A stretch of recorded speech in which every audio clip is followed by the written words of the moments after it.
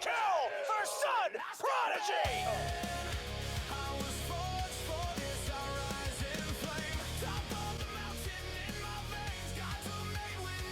Skies to the grave! Quadra kill, but so was!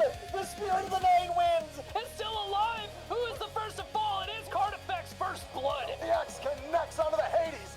Down he goes! On, able to take down 2, able to take down 3. Adding them up, keeping them there, and it's a pentakill!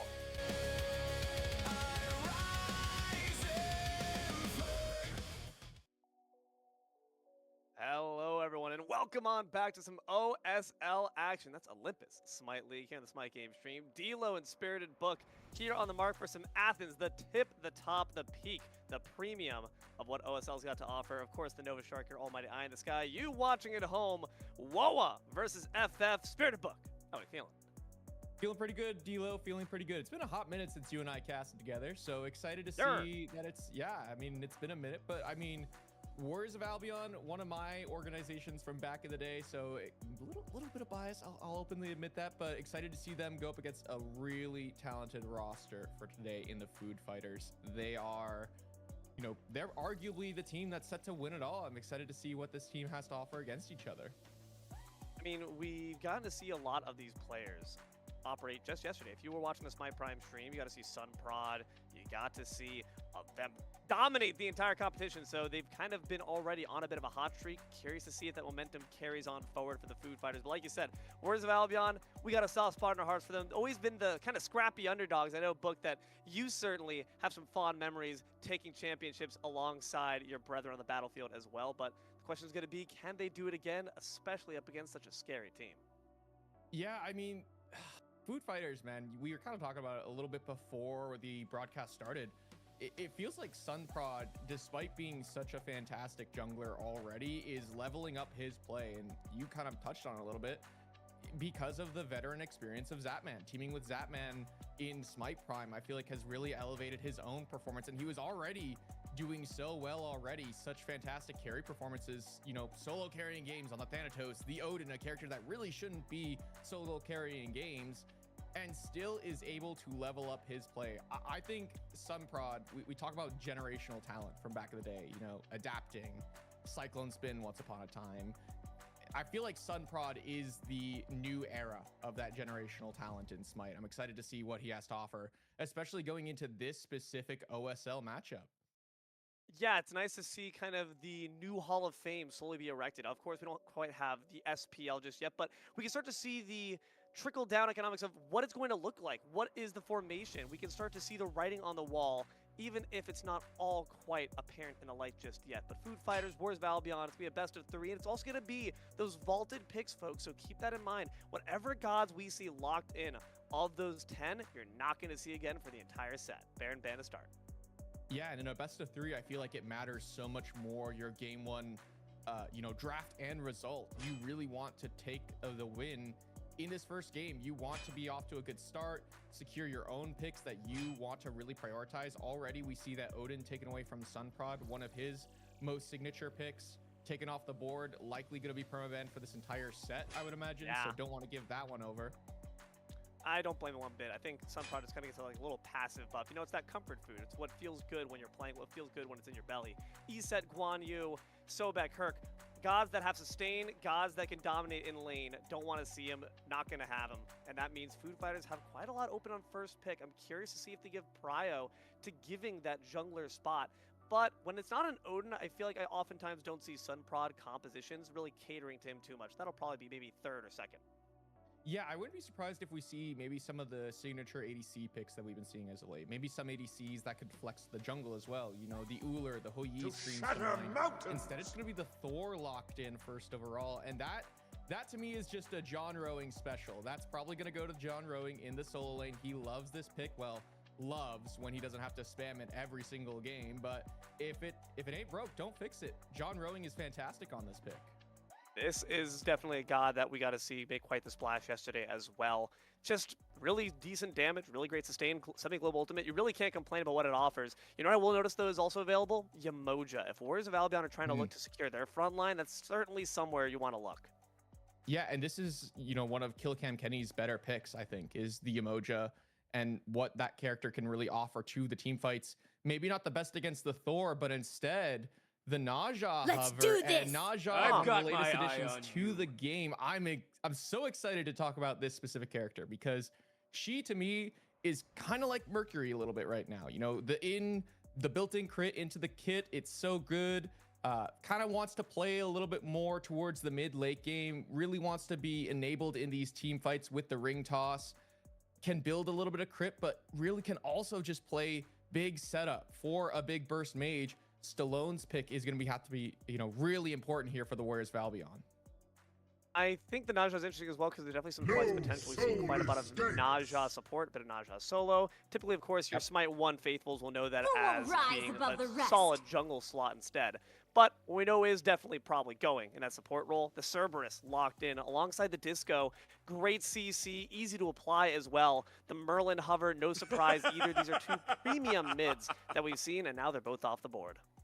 Yeah, I feel like Food Fighters, they have so much CC set up right now. I really like this answer in the Merlin. You know, a more safe mid-mage that can kind of just dash away from a lot of setup here that the Food Fighters have. But Food Fighters have a ton of gap close. All three of these characters have a dash that can really allow them to play, you know, a little bit safely, sure, but also aggressively. Tremble beneath the waves. Wants to play forward. The Yamoja plays maybe a bit more back or forward, depending on the situation, what it calls for. But nonetheless, the walls I'm seeing between the Hou Suns as well as the River's Rebuke, a lot of player-made obstacles here. The issue is Food Fighters, every single member, including this on her being hovered, have means of escaping. Nonetheless, some Phantom Shells might be on the horizon. Yeah, I'm a little bit surprised by this pickup here for KillcamKenny. You mentioned it. They all have dashes so far that can, you know, get over the walls. Maybe a little less on the Sasana locked in here last for some prod, but all four other characters have a means of getting over these walls that have been picked up here by the Hou, by the Yamoja. Yeah, the composition can work, and I do feel like Warriors of Albion have tools to pull the dashes before you commit your big ultimates. The Hou Suns into the Yamoja cage. There's a lot of space control with these walls, but is it going to be enough if you can't pull these dashes ahead of time? Something that I'm always just bitter about whenever I see a Naja is I would love to see a big fat ultimate that is waiting for you upon landing. It's what I call the caveman combo, right? It's a taunt or a Windfire Wheels into a Kukul, into a Searing Pain. And the Suns are good from Hou, but even that's like, you know, it's piecemeal damage across the board that can kind of land really reliably either way. And Artio being locked in here is not going to change that story. So Warriors of Albion, they have combo potential, but not necessarily optimized. Yeah, I agree. I feel like the Merlin lock-in, Merlin's great right now. He does a lot of damage, but it's consistent damage. It's not that big burst damage like the Raw Snipe, the Yanasalt that you're looking for.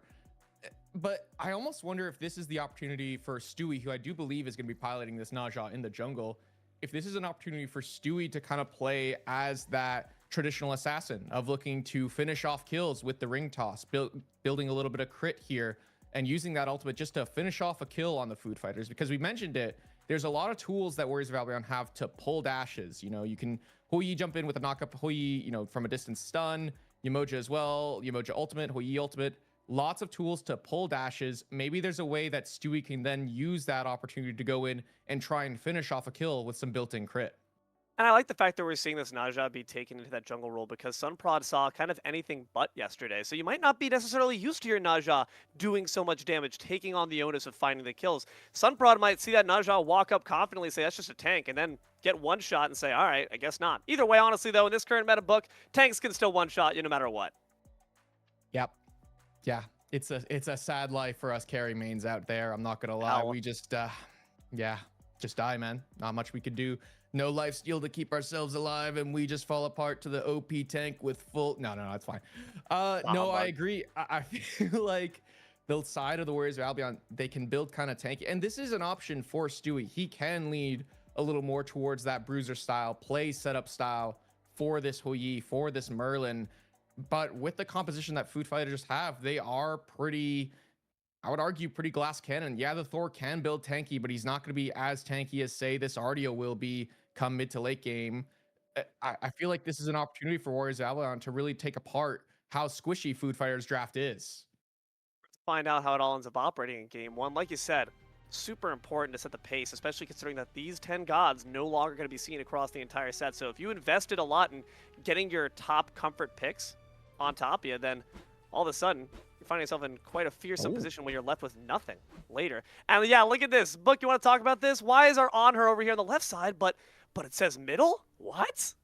So this is a funnel strat idea here then, going to be giving Paris in the mid lane, the Discordia, all the extra bit of gold here. And I like this idea. On her character that's a little more, maybe a little more mana hungry as a character, wants to be spamming the abilities in the early mid game. And then giving all the gold towards the Discordia is going to enable her to get some extra items online before, we really get to that point where she starts to fall off. I think she'll just have a stronger power spike than Stallone across the way, unless there's a little bit of roll shenanigans across the way as well. It's definitely a solid strategy to make sure that everyone's happy at the end of the day. And I got to say, the cat and the dog have my attention. I think this dual lane could see a lot of aggression as well. Emoji's got the Bluestone pendant online. We're looking for all damage. In fact, 3 Bluestone pendants. We're going shopping at Macy's. Yeah, for sure. I mean, it's Bluestone versus the Axe across the way. Do you want to take a note here, though? Sunprod actually hasn't gone a starter item at all. Has gone towards just that super high strength item, the Lucerian Hammer here. Just a ton of strength early on. Doesn't have that bonus jungle damage. Doesn't have any sort of starter shenanigans. I'm curious to see, is Sunprod going to just continue to enable this and early clear his first item as Puppy takes a ton of damage there, and this aggressive dual lane already stunted a little bit for Foo Fighters. Yeah, Kveyka ate the beads as well. Same with the Serb popping that shell, but right now trying to pop Snaddy instead. Johnrowing, one last swing of the hammer. Spin to win, certainly gets the job done. First blood to FF. John, I mean, we talked about it. This is a comfort pick for him, and Snaddy, arguably one of the best players on this Warriors of Albion team, taking an early spill there on one of his most played characters as of late. Unlucky for him, as we do see a grouping here on these left-hand side Harpies. Can't imagine that Warriors of Albion really want to play around these just yet, though maybe Stewie does. The ring toss pretty good around these jungle camps. Secure one for Sunprod so far. The Wind Siphon actually grabs the second one as well, so Sunprod makes out like a bandit. Unfortunate there from Stewie's POV. And if you are this Naja, again, in the jungle context, are you trying to look for the scraps in the first 5 minutes, or are you just trying to play the farm game? I think he wants to hit level 5 as soon as possible, because that's when Naja can really start to make plays and try and finish off kills. And against, Sunprod on this Susano, a highly mobile character in the game, it's going to be hard to lock him down already. So I don't mind that play there from Stewie. Contest the mid camps, try and steal one here or there, especially because of the ring toss. Again, it's so good around these jungle camps in the fights. Try and take one away. It doesn't work out. Okay, we go back to farming. We want to hit level 5 as soon as possible. And check it out. Naja has actually gone towards the aspect here instead. Interesting little play there. A little bit of tech. They asked with the righteous flame. Check it out there. It means you don't get the stacks, but you do get a bit of a sustain, which can help you maybe match up with the natural sustain as well, borne by the other members of Food Fighters comp. But you were talking about the lockdown potential, and I want to hark it back to Snaddy. Our friend might have taken that dive in the first blood, but they're going to be very essential come late game in terms of denying people's mobility with that cripple field provided by the entangling vines. You really want to make sure your Ardio stays relevant for that reason. Yeah, absolutely. I mean, this was I feel like a direct answer into Sunprod Susano specifically, just trying to cripple field, lock down the Susano as much as possible here. It was 10th picked overall. I don't mind the look here from Snaddy at all, but I agree. Has to be relevant, and so can't fall too far behind. Already, Johnrowing level 5 here becomes so much more safe on this right-hand side, so I can't imagine that Stewie's going to pay too much attention over here. Can't really look for any potential buff invades because of how strong this Thor is right now. And all that comes back to that solo kill. First blood going the way of Johnrowing, hits level 5 first. He no longer becomes an avenue for a buff invade here. You can see Stewie was over there looking for anything that he could. It's a nice little bounce there, connects from Inferno. This could be trouble if you really want to try to commit to the invade, because Merlin's on the way as Alone well. here. Kveyka noticed the question. He could just burst over the wall, and it's going to be the kitty cat burned away, the dog as well. Veterinarian's not going to have any patience today. They're all put down. A nice little movement there from Stallone, just leaves the mid lane completely. It's likely called out there, punishing the over-aggression there from Kveyka and Hostilepuppy. And this is a duel lane that wants to be aggressive, wants to get the ball rolling early, and already they've been punished for it. A nice little answer back there from the Warriors of Albion. That just, the moment that double bounce came in, I feel like Kveyka, the writing was on the wall. You just got to kind of try to leave instead of trying to press your advantage with that invade. Unfortunately, going to cost this duo quite a bit. And like you mentioned before, it's a very aggressive duo that you want to have between the Serb and the Onher, but now stifled a bit more. Level 5 difference not obtained, whereas the Hoi already got the Suns on lock. Oh, nice little look here. Maybe looking for Sunprod in the jungle. He gets taken to the sky. Paris is present, but already having to use their dash. The Golden Apple's going to find them when they land, but it's not enough to save Sunprod. Is it enough to save yourself is now the real question. Oh! Paris, unfortunately, in quite a bit of trouble. That is no means a support Naja. They're an assassin, baby. One last auto could have done the job, or maybe some backup there from your Merlin, but Paris is going to be able to survive. Stewie uses the ring toss as on the left-hand side. We see an aggressive action there from the Food Fighters, pushing out the members of Warriors of Albion. That's going to net them the neutral speed buff here, but Stewie, again, goes towards the aspect and shows that Naja then can become a pretty solid 1v1er. The ring toss bounces off of himself. It gives himself a little bit of extra movement speed and attack speed, and he's able to make that play happen. Sunprod getting punished there, and that's what we wanted to see happen. Stewie hits level 5 and makes a play. Being known as a two-man, but Johnrowing decides to actually opt for the lack of aggression with no TP. Sunprod, though, maybe looking for a bit more. Wants some revenge after that last fight, though. Unfortunately, he might not get it. Instead, he gets some water portals to the face. A great cripple field denies the jet stream. Nowhere to go but to the gray screen. A pile of ash is where Sunprod stands. Sunprod being punished here for his character having so much mobility in this early game, and it doesn't work out if you just get crippled by this RDO who's looking to roam pretty effectively here. I feel like has out-rotated Johnrowing to a lot of these little scraps in the jungle pretty consistently. Warriors of Albion, I would argue this is the team that's not really favored in this matchup, and they're off to a pretty, decent advantage here in the early game. Yeah, 6 minutes in, it's 1-4 in favor of WOA. They've also got about a 200 gold lead. It's not super significant, but considering the fact that Food Fighters have such a good rotation comp, so mobile, so easily able to try to visit other lanes, the fact that Warriors of Albion is actually beating them on these ganks is quite surprising and quite impressive. And not only that, I mean, this is a composition that wants to scale. You want your Merlin to get a couple of items online. You want the Hoi that's gone towards this Gilded Arrow to get some items online. Gonna lean on that crit option more than likely, as comparison to Kveyka, who does fall off a little bit as the game goes on this on her. The Discordia does fall off a little bit more in terms of raw damage to the Merlin, plays a little more setup style. So yeah, the pace that Warriors of Albion are on, it doesn't really translate in terms of the gold lead, but the experience lead already, a small level advantage here was in the mid lane. It's nothing too crazy though. Granted, the Discordia already just answering back. I feel like there's just so much farm on the map now for both sides that it really is hard to get yourself that effective lead and continue to snowball it. I come down to the gank from this Naja. They were hovering her a little bit in the left side, but couldn't find too much. Johnrowing's just been kind of taking a tour of the backside and already managed to steal a blue buff. They got a proxy farm wave off the right side, and now they're going to look for the speed as well. Maybe a bit greedy, but certainly effective at trying to slowly but surely starve Stewie out of their baby food. But they're lurking in the wings. This mid pad is open. 3 members I like this idea. This could be rough if they decide to try to contest, but Food Fighters right now trying to maintain their distance before the service comes on in. John descends on down on top of the Emoja. A big wall and a big stun, a big death. KillcamKenny put on 24K. I mean, Warriors of Albion are just asking, what is John doing there? As Snaddy gonna go in, finds the cripple field, but doesn't have any follow-up here to really lock down a target. Luckily, they do have the dash after the stun, so they're gonna be able to get out pretty easily. And now, the die is cast and the turns have tabled. Food Fighters bear the advantage in this ritual and begin to try to secure it. The rock count's not incredibly high for the side of Warriors of Albion, so no means of catching up unless they try to make a hasty contest. They won't. Ritual 1 up for FF.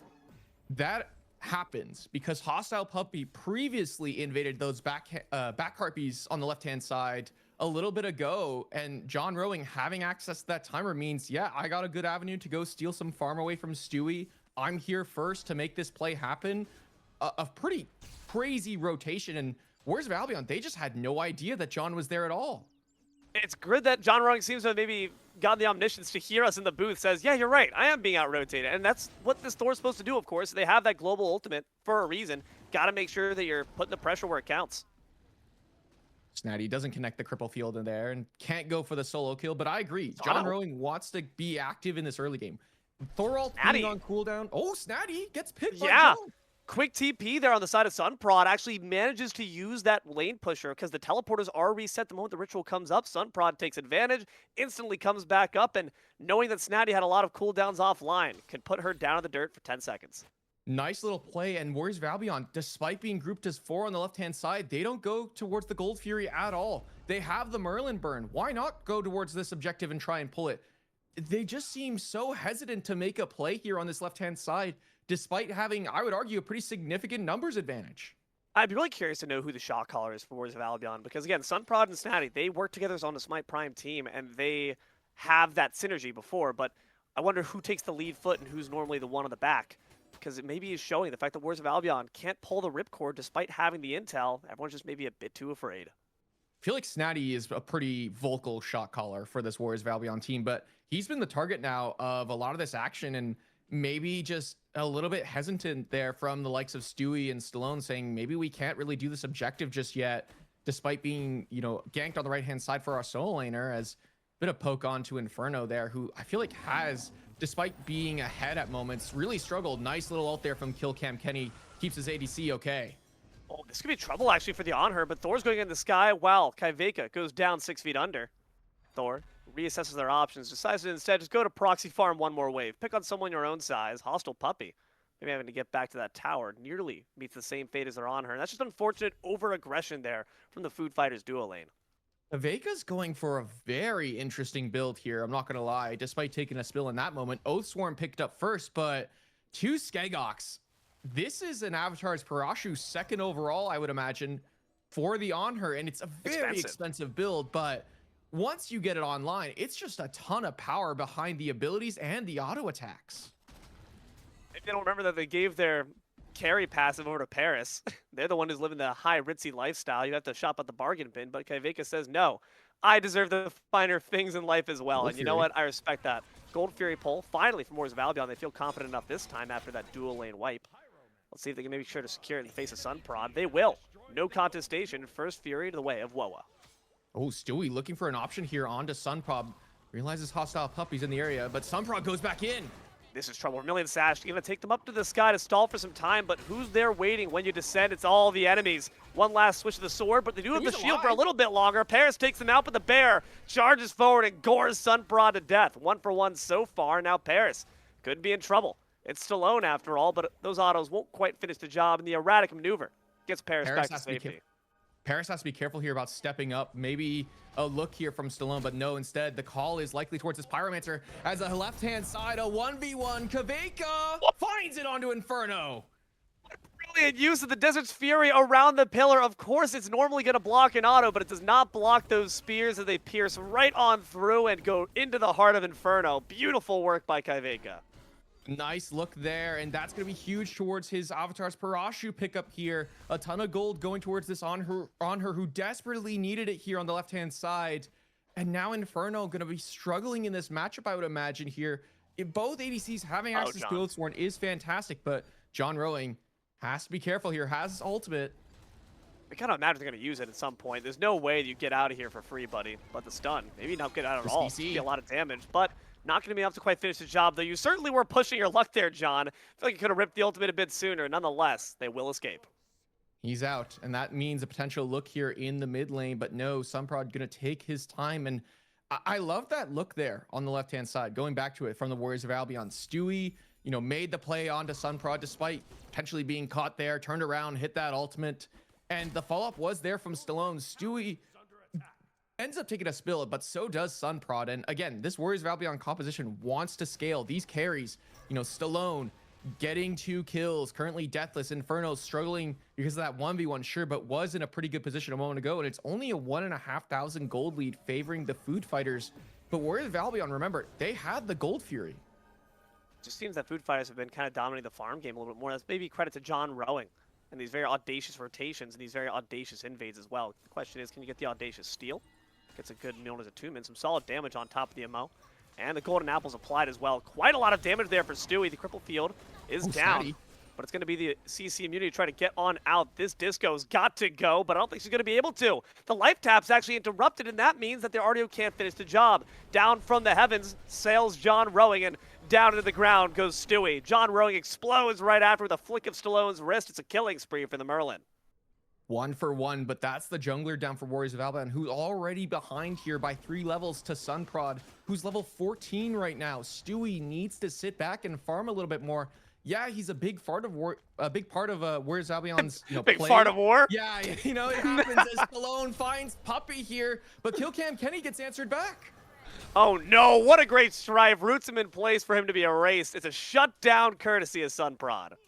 Nice little play there. And again, Sunprod starting to get a little more comfortable in this game here. Got punished early because of Snaddy's cripple field, but finding the ball rolling yet again. 3-3 on this Susano, and there it is. The Avatar's Parashu, 100 strength here and 25% strength when he pops the active usage of it.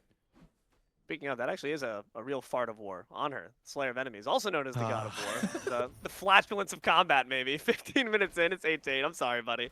Had to do over, it. Man. It's actually over, man. Never gonna be able to cast with you again, D'Lo. Never gonna live that one down. It happens to the best of us, and Food Fighters so far looking to be the best of this matchup. Now about 4K up ahead. What happened, man? Warriors of Albion, it felt like they were feeling the flow. They had that pressure on the left-hand side. Now it doesn't really feel like you can look anywhere across the map and see an advantage the side of Chaos. Yeah, I mean, you mentioned it. I feel like Food Fighters are just farming better than the side of Warriors of Albion. Warriors of Albion, they're looking to make plays here and there, sure, and they've gotten themselves some objectives. They got themselves the first Gold Fury, but I feel like there were some missed opportunities where maybe they could have gotten the first Gold Fury a little bit earlier. Maybe that lets you snowball a fight here and there a little bit earlier. So the tempo that Warriors of Albion just haven't really achieved for themselves, it's just not there. Queen's up and available. Maybe this is where WoA find their get back, though it's a risky initiative if they try to rip it themselves. Maybe having to wait for the forces to actually start on the Food Fighters instead and react with the counter blow. No, instead we all just kind of agree to go back to our respective lanes. Everyone feeling a bit too much hesitance to let it rip. Kveyka on the way here though, but Stewie looking for a play, maybe just trying to pull some active items or the ultimate off of Hostilepuppy before this fight happens. Kveyka's here first. Inferno nowhere on the way. The cool pad is instead we're going to decide to center our aggression since that feels a bit more safe, a bit more passive, less investment necessary, less danger. Food Fighters jump around in the ball pit. As the meteors rain on down, it's going to be an easy secure on their part, but at least it allows Snaddy to open up the blue buff steal.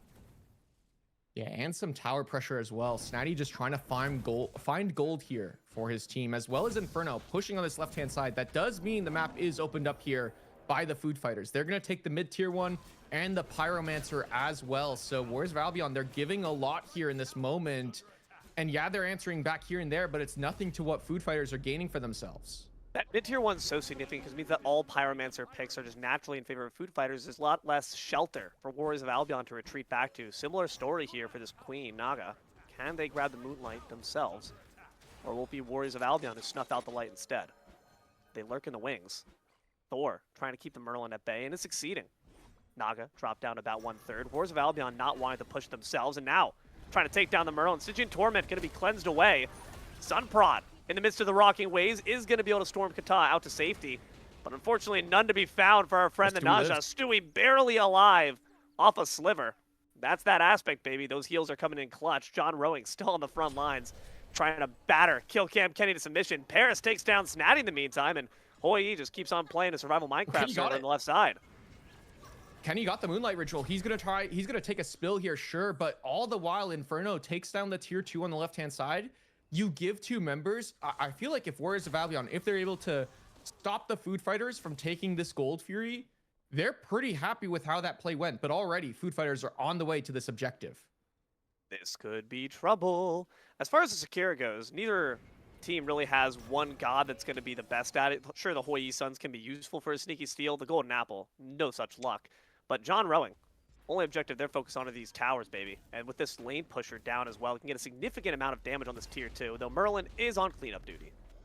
Yeah, but Merlin's not here. But I believe it's stolen. No, it's Kveyka taking it down. FF going to be able to easily secure that one, though it was certainly a bit of a risky business with Inferno on the front lines. And that feels good, man. I think like just 2 minutes ago I saw Inferno was about 2.5 levels down. Now they're starting to kind of slowly close the distance. That split push certainly paid some dividends and also robs a bit of safety from Kveyka. So maybe watch out for some ganks from Woa on the left side.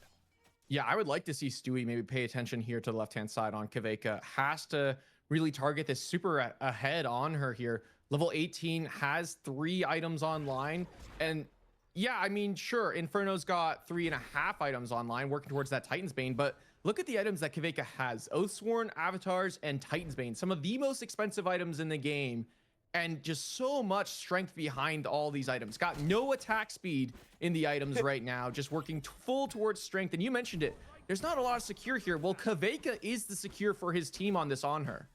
Well, dude, look at his skin. This guy's dressed to the nines. Of course he's going to buy the finer things. He's only looking at Gucci. If it's below $50, I don't even want to look at that, man. Stewie. Everything in my closet's spenny. Uh-oh. This could be trouble. Stewie, maybe really listening to exactly what you asked for. The gank comes into the left side, but it's a brilliant impale following the beads to ensure that Stewie can't get the distance on him. Bit of added insurance there with the CC immunity from the Desert's Fury, and Kveyka's just fine. Yeah, but that's the beads and ultimate being pulled there from Kveyka. Stewie just, again, has to run back to that left-hand side again and maybe try and make a play onto this on her, who's level 19 now. Inferno catching up here, almost has that Titan's Bane completed for the Hui Yi, now has it completed. And that's going to do big work here against killing Johnrowing and Hostilepuppy, who have just been in the face of him all game long. Speaking of, Hostilepuppy on this Cerberus, the Stygian Torment, obviously such a massive beads burner, can really shift the fight. When do you want to see that used, Book? Should that be in the initiation, or should that be something used to interrupt the middle, or to sweep up the end? I feel like it has to be used pretty early on in the team fight. It doesn't have to be used as the engage tool, but has to be used, I imagine, to just pull the beads or CC immunity off of the side of Warriors of Albion, because you have so much CC already. You have the Thor walls, you have Susanopol, Discordia in the Madness on the 2. So I think this is a nice option here for Hostilepuppy to just go in and ult. Pull whatever CC immunity, whatever dashes you need to do, and then let the rest of the team do the work for you. Also been a lot less common in these new day and ages, much more about the selfish beads. You can see there's 3 pairs of it on the side of Woa, but you know who doesn't have it? Stewie. So if you could try to maybe wait for the Windfire wheels to be down, could be a pretty easy, delectable kill you can get there. Or maybe a delectable Pyromancer instead. It's the appetizer at the very least. 4 members gather around it, and again, no mid-tier 1 means not much safety. Sunprod trying to deny the same safety to Inferno. Has the jet stream attached to the hover. You're not going anywhere but the fountain. Inferno takes a tumble, and the Pyromancer goes down to FF. And this is the time of the game where Sunprod really can just look to make plays like this, finding the solo kill on the left-hand side while the rest of the team is on the right-hand side. I mean, what is Sunprod doing there, right? Like, the call is made by Woa. They're probably on Pyromancer here. That's okay. We'll give it up. Let Inferno keep farming here to level 20. Wants to get that starter online as soon as possible. And Inferno's like, wait, why is there a Susano here at my purple buff? What is going on, guys? I thought they were on Pyromancer. And Woa come, yeah, they are on Pyromancer. Sunprod's just there. As KillcamKenny could be looked at here by Hostilepuppy, but is able to get away with those Riptides. 3 seconds off the board for Inferno. Is that enough for Food Fighters to feel liable to grab the FG? The answer is yes, at least to start it up, but it could very well just be a bait. You can see they're all centered on the fight. Sunprod arrives via Wind Sprite. Harris, it's on the front lines, waiting for a really solid strike. They are burning this away quite quick. Like you said, Kveyka's the real turn and burn. Mario wastes the cripple field a little bit early, maybe. That could be trouble. The pillar rises up, and Paris sends the poke on out. Stewie a bit poked out, and in the back line goes Johnrowing, but the Anvil of Dawn's off the mark, and now they're in the sky once again. They turn it back on to KillcamKenny. Can they find the kill? The answer is yes, but Johnrowing's the answer back in the back line. Snaddy begins to get to work on a Paris, but the Strife going to ward them away. A 1-for-1 that Food Fighters were not expecting. Hostilepuppy trying to back up, and Kveyka trying to backpedal. Impale can be a good tool to try to ward them away, but instead it's the Desert's Fury to get that CC immunity. Snaddy. No way out. The cripple going to force out the beads and the leap, but the pillar's going to be used instead back on off. Snaddy's still healthy. Sunprod can't say the same. The Strife going to try to back them up. Here comes the Typhoon. Sweeps them up from the grave. Deforested fight, both jungles go down. Snaddy's still looking for more though on a Hostilepuppy. This entire fight, Snaddy has just been running it down at the carries and has not been punished for it at all. Finally, he gets taken low enough that he has to, respect the damage out of the food fighters. But what a nice little look there from the Warriors of Albion. Yeah, they're on Fire Giant. Yeah, they're taking their time. Johnrowing goes in first, and KillcamKenny pops the ultimate, denies the rest of the food fighters from backing up their soul laner. And yeah, KillcamKenny goes down, but the 4v4 favors the side of Warriors of Albion in moments like that, where it's a soul laner for support. Also, it's very simple and almost insulting thing to point out, but you missed the ultimate, Johnrowing. You got to make sure you're hitting that Anvil of Dawn. The fact that it went wide really cost you big. It's a lot of damage, a lot of CC that you don't have to worry about now from WOA, and they were able to, like you said, easily capitalize. Really solid Rivers Rebuke there from KillcamKenny, not only to preserve their own life for a bit longer, but also to make sure that food fighters couldn't access their teammate. And maybe that's where the initiation needs to change. You need to reconsider how these fire pit fights work, because again, the walls, they're so important when you don't have all the shells in the world to get past them. Absolutely, and this is an opportunity for Warriors of Albion to now make a play here. No one else on food fighters are grouped. They're looking for Johnrowing here. It's the ultimate, pal. I think it's time to let it go, and indeed they shall.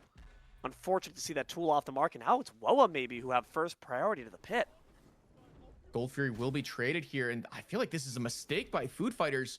Warriors of Albion on the Fire Giant. They have Sunder on Johnrowing, but I don't know, man. 2 Sunders on the side of WOA. They could contest. It's just whether or not they're willing to at this point. Warriors of Albion are taking a solid poke for the OFG. KillcamKenny dropped down to about half. Good madness there, but Paris has got to stay back, knowing that Snaddy lurks in the wings. Rivers Rebuke comes out, the Wind Sprite, to keep Johnrowing to safety. A good soul expulsion there, keeps Cerberus out of dodge as well. Stygian Torment, as well as Sunprod, combine to take down the big bad bear. And now they can do the rest of the dirty work. KillcamKenny's next on up. Johnrowing finds the second kill. Windfire Wheels will not save you this time. Stewie put down in the crib, and Sunprod's on the killing spree. Just taking too much damage from that Fire Giant. Warriors of Albion hesitating so much in that moment of just committing their damage to the objective despite having 2 Sunders to their name. They were so afraid of Johnrowing Sunder that he's built for himself here. And the Eye of Erebus, I feel like, also did so much work there, slowing Snaddy's aggression, despite using those Wind Sprites to try and engage there. Couldn't get to a free backline target there, and really struggled to do exactly what he just did in that last game, because he was the initial target of food fighters. Last time around, food fighters were, targeting out the support there. They used a lot of resources to kill the support. This time around, they can dump every resource they have onto Snaddy and take him down early on, as Sunprod is trying to do what he did previously yet again on this left-hand side, find a free kill onto a carry. Gotta imagine that hopefully Hoi Yi learned their lesson. They have backup this go-around, but does it matter? Does Umoja know? We know. But do you know? Sunprod knows that it's maybe a bit too much to bite off, so they instead decided to go for an easier target, that blue buff. Now 26 minutes, 16-11. With FG around all 5 of food fighters, they bear quite the advantage alongside 7K their way. How can Warriors of Albion come back? I feel like it's just off of not even a lucky team fight, but a team fight in general. I feel like they've been close. They've had moments, despite the goalie getting a little out of control here.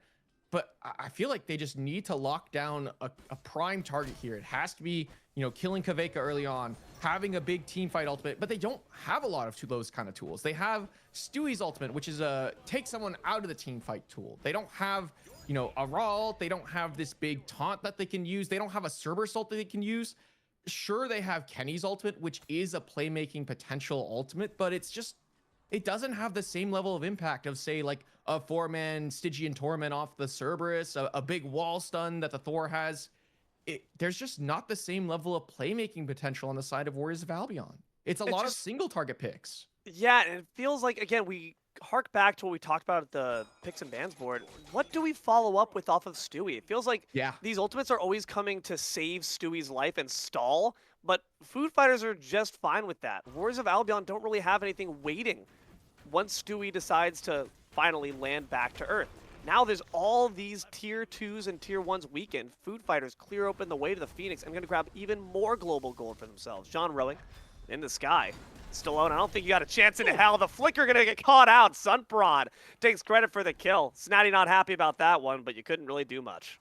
Johnrowing predicts the flicker, and now Warriors of Albion engage on this left-hand side. They find one target. Can they get more? This is trouble. There's a good beat from Paris, but it's not going to save them from Inferno. There's a good Desert Fury, though. Weirds off the sash. No CC for you, and a dagger still in pocket. Can you force it out? The dagger dropped from the corpse of Kveyka, and Inferno picks it up with righteous purpose. Now it's trouble for the Thors. Snaddy, make sure you're not going anywhere. It's a quick dash back to ensure their own safety, but the ricochet is off the mark. Inferno has to sate themselves with the blood they've wrought.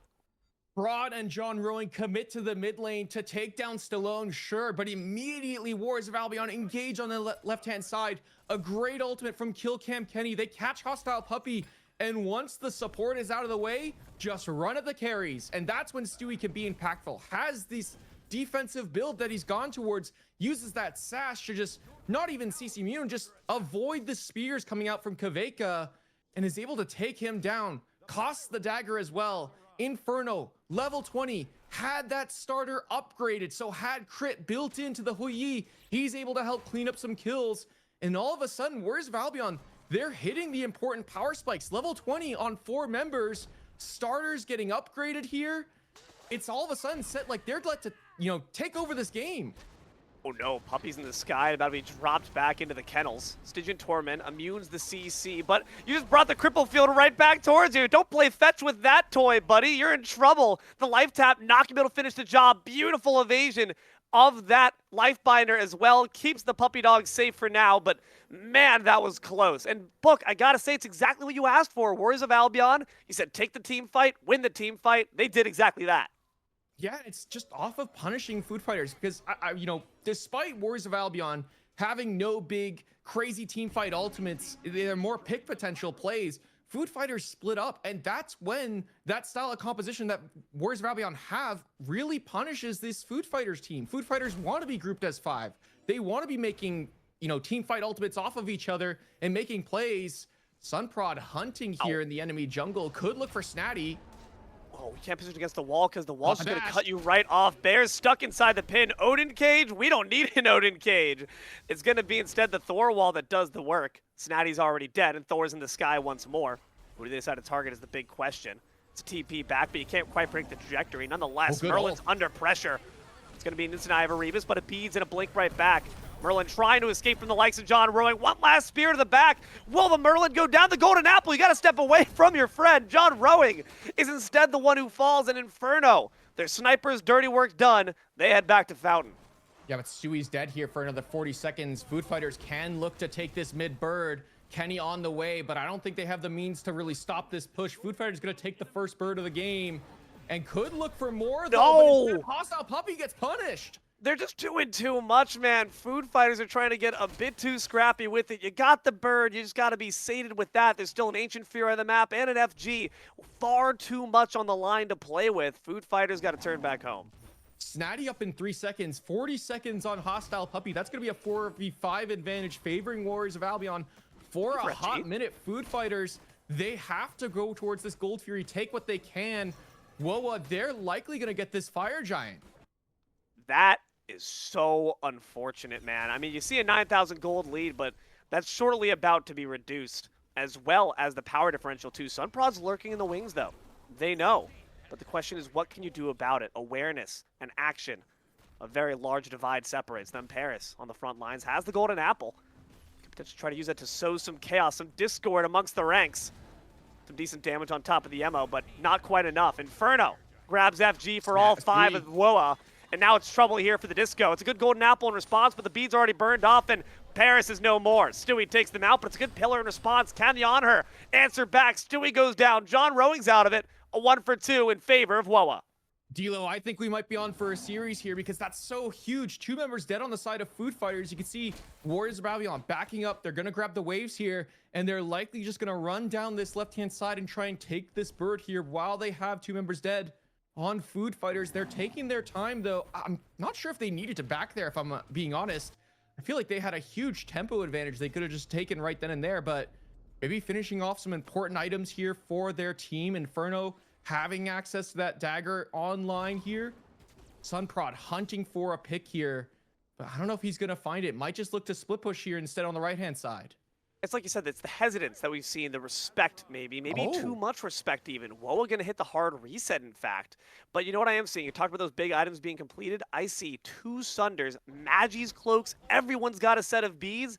No CC is going to find any member of Woa. No, but again, backing off this left-hand side here, I feel like that was a prime opportunity for Warriors of Albion to take over this game, break open the base. Instead, they're just going to take their time. And they're just trying to get even now. They're trying to finish off builds, I would imagine. Again, they scale really well into this game, but they still just got to finish off these builds. Kveyka's still in a really good spot right now.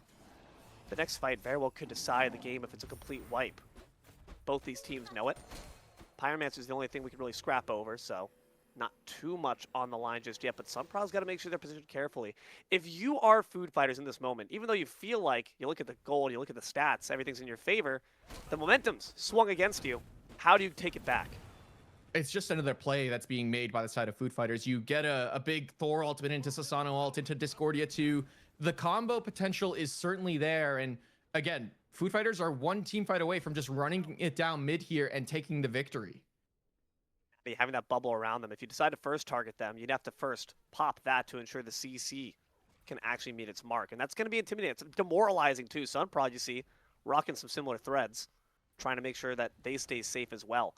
All this CC immunity is going to come massively important to shrug off Kveyka's impale stuns or the strifes from this disco.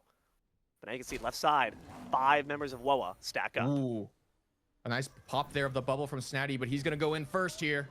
That's a bit of danger. I don't know if you really wanted them to be the first one on the front lines, given how much damage they've already suffered. Drop down to about a quarter, but the FG at the very least can provide a bit of regen alongside Ardio's natural sustain. The waves rise up, and the Honor leaps out. The Suns are down as well. The Desert Fury finds some solid damage. Johnrowing in the back line, trying to find the kill, the spin to win. Gets decent off on top of the support, but it's not going to be able to finish off the kill. Snaddy, now the target. And now into the sky, Johnrowing brought down as a corpse. Stewie takes him out, but once again, Paris instantly answers back. It's 1 for 1. Warriors of Albion just can't commit off of Stewie's ultimate there. They're too low there in that moment. Snaddy had to burn a ton of resources, the Magi's, the Nemean, to just get out alive in that moment. Half HP, then couldn't really siege effectively. Left-hand side bird stays alive and will go to another Fire Giant fight. At least the mid-burn is respawn for Woa, so there's no danger of the fire minions pouring in. But nonetheless, that just feels bad. Sunprod trying to maybe lurk once again to find Inferno, but they're not going to fall for those wily tricks a second time. 36 minutes, 21-19, a closest match as you could ever ask for, despite the 7,000 gold lead. Food Fighter's going to try to expand it. A Pyromancer up for the snuff, and Warriors of Albion none the wiser. There's not much Warriors of Albion can do with the threat of Sunprod on this left-hand side. Just pulling members away from that objective, and with Stewie still being dead there means that objective just goes the way of the Food Fighters. They'll have another bomb in pocket, 2 to their name at this time. As we see Inferno on this left-hand side, just looking to take down these siege minions that they have to deal with right now before the likes of Food Fighters can look towards this Fire Giant. Ancient Fury is going to be the first thing on the mark, because that FG is not going to be an EFG, Book. It's going to be an EFG in the game. Ancient Fury, though, comes first.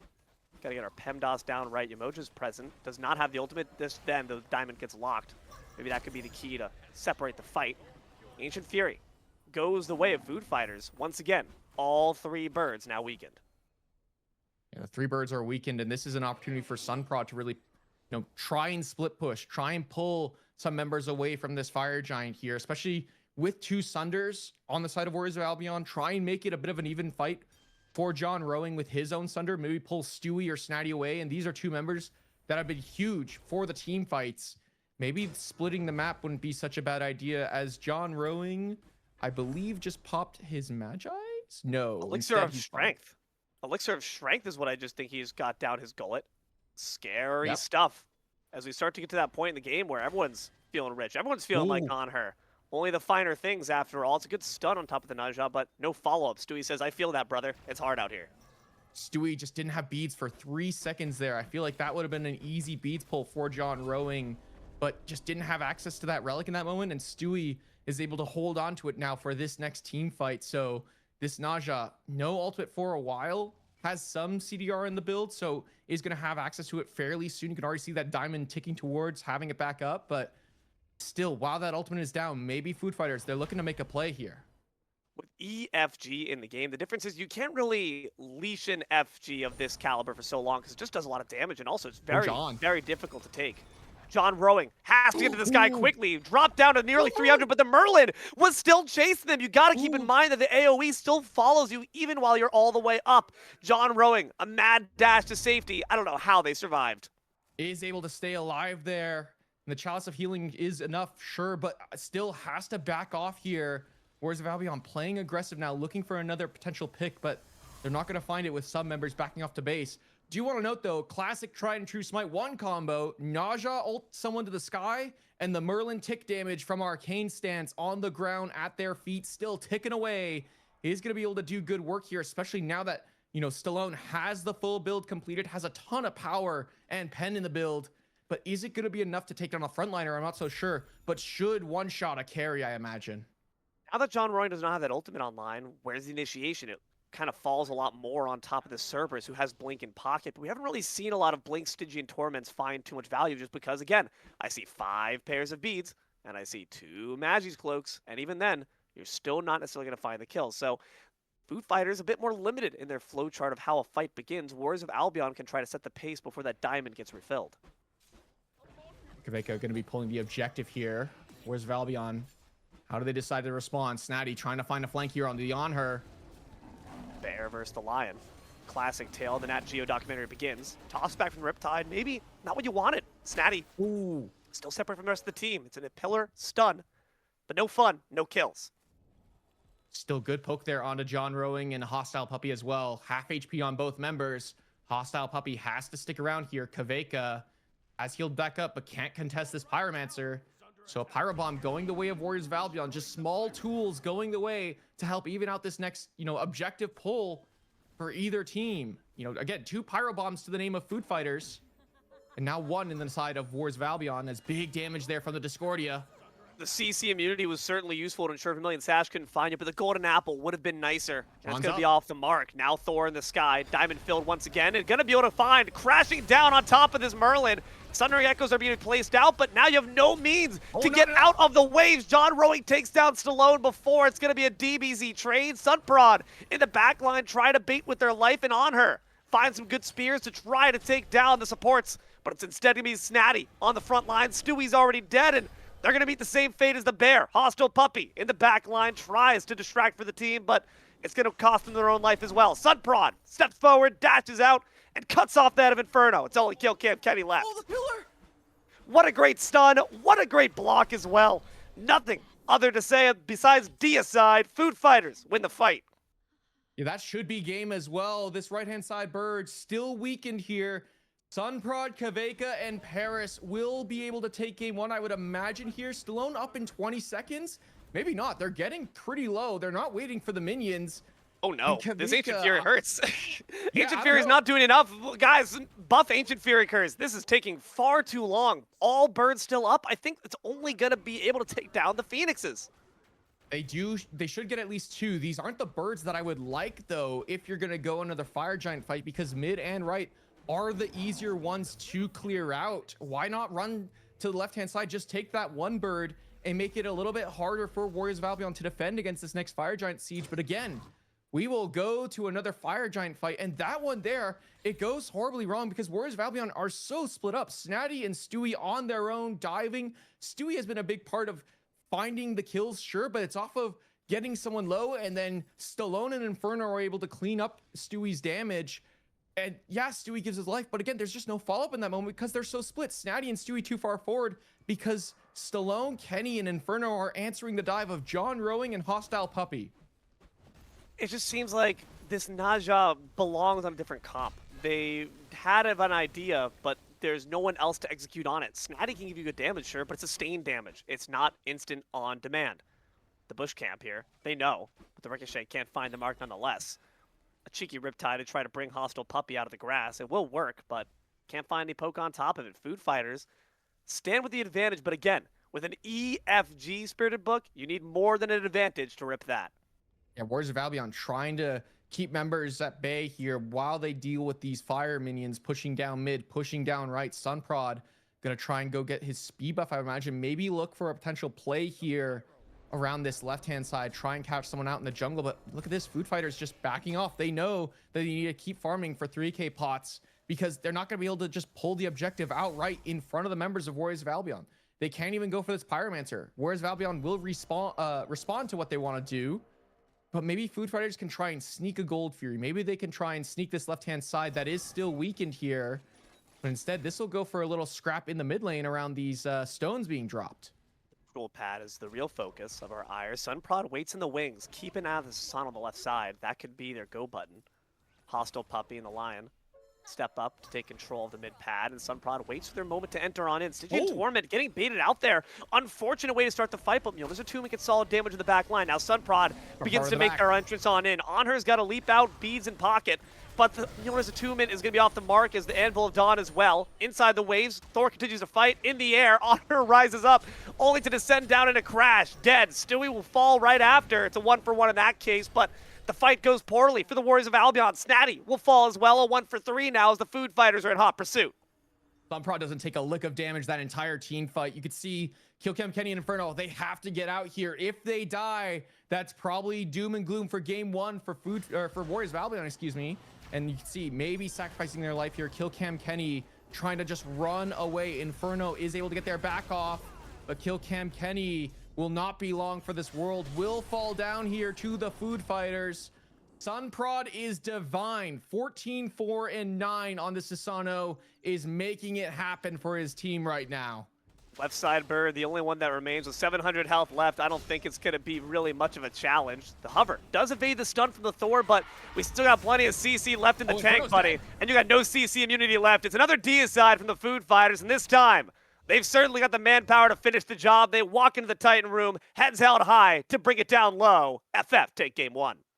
That was a crazy back and forth game 1. It feels like Food Fighters were in control for a majority of it, but Warriors of Albion, they still found good answers in good moments. But I agree, it comes down to the composition. It feels like the Naja just isn't this. It doesn't work. It doesn't work in this composition. There's not the same burst damage follow-up off of Naja ults when they land back down. Versus you could see Sunprod has all the damage in the world for all the CC set up around him. It's just a lot more simple. And sometimes even at a high level of competitive excellence, simple flows better. Sunprod makes it work. 14-4. Disgusting work on the Susano. You say you take away my Odin, I'm still getting that Divine, baby. Don't you worry. But on the other side, there were still some impressive moments. Like you said, Stallone, I think, had a really solid match. I think of that one rotation they made to left side to ward off that invade, got 2 kills for the team. There's certainly possibilities of a 3-game set. But it's only a matter of time before we see that happen. We'll have to find out, folks. Stick around. More OSL after the break.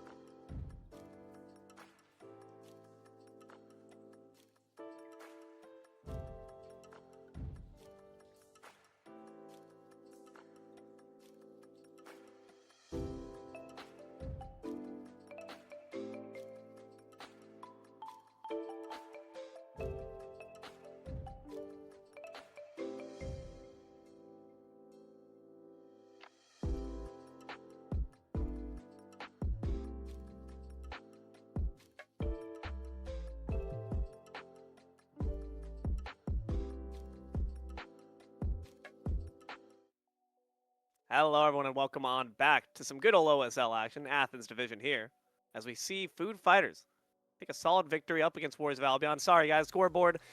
Don't be fooled. That's WOA propaganda there. But D'Lo and SpiritedBook here on the scene. Nova Shark, your almighty eye in the sky, and you watching at home as we get to see whether or not we get another banger of a game. That was like, what, 50 minutes, Book? Yeah, that was a long one. That was a true barn burner, as they say of the olden times. But no, I agree. I think there were great moments from the Warriors of Albion, but I think you and I are in, the same mindset. I feel like Food Fighters, their composition was just easier to play, easier to execute, and that's what just got them the victory at the end of the day. They had the easier time of playing the game of just, hey, our 3 carries, our Sasano, On Her, and Discordia all have a ton of damage and setup potential as well at the same time behind their CC. Let them just make the plays while our 2 tanks run at the enemy backline. Yeah, on the bright side, you don't have to worry about that Naja potentially messing up their compositions any longer, because that, alongside the other 9 gods we just got to see, are all banned away. So that makes things a bit simpler in terms of us understanding what gods we can't play. But what do we expect then SpiritedBook to be on the chopping block? What should we be looking at as maybe the bargain bin kind of gods for round 2? So I imagine Odin is once again going to be banned away as a nice little Humbots, nod to Sunprod taken away from Warriors of Albion as well. But it's actually the Food Fighters that ban away the Odin themselves. I'm kind of surprised by that a fair bit. That tells me that Stewie or Snaddy have both been piloting this character themselves. So Food Fighters are like, we think this character's so good, we're just taking it off the table. In terms of what's left, I feel like Morgan Le Fay is still available. She's pretty decent right now. I feel like her damage is a little lackluster, but can fit a similar style to how, the Discordia was just played last game. Uller now being taken off the table. Another option I was going to suggest, these ADCs that just, again, build Sworn, have a ton of damage behind them. In terms of what Warriors of Albion want to prioritize, I would like to see it maybe something, in the support role. Allow KillcamKenny to pilot something he's comfortable on, but also can make an impact on. So I would like to maybe see something lean towards him. If not him, then Stewie. The Sobek was banned last time around, but judging by the fact that we banned out the Hoonbots, something that was banned last game is not going to be able to be banned this game. I'm curious if it's going to be the Baron Samity, could be the Sobek, could be a number of different options. Hades? Huh. I've not seen that god played nor banned for what feels like months. Yeah, that's an interesting nod towards the Warriors of Albion. Oh, no, it's ESET again. We're back. We're back. It makes sense. Hercules, that also makes sense from Warriors of Albion. So, Sobek, it's up to Food Fighters if they want to try to give that one over. And I have to imagine if you want that support now, potentially for KillcamKenny, something aggressive, something that gives you a streamlined kind of flowchart of combat, a Sobek Pluck's always a great way to start things off. Or the Guan Yu, also banned last game, now picked for WoA. This to me is interesting because I feel like this is a character that can play 3 roles right now. It could play jungle and play a sort of supportive style, could play support. Again, supportive style is just a setup character that shreds protections and wants to spam the heal as much as possible here.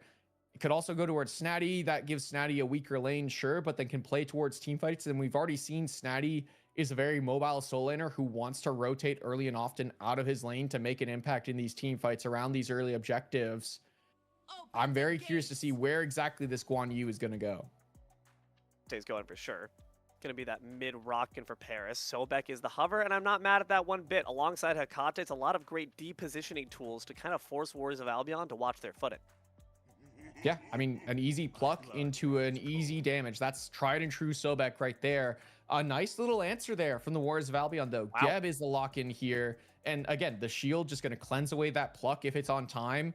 Going to deny a lot of Food Fighters options to go in, but curious to see where this Geb goes. Is it going to be towards KillcamKenny, or is it going to go towards Inferno in ADC?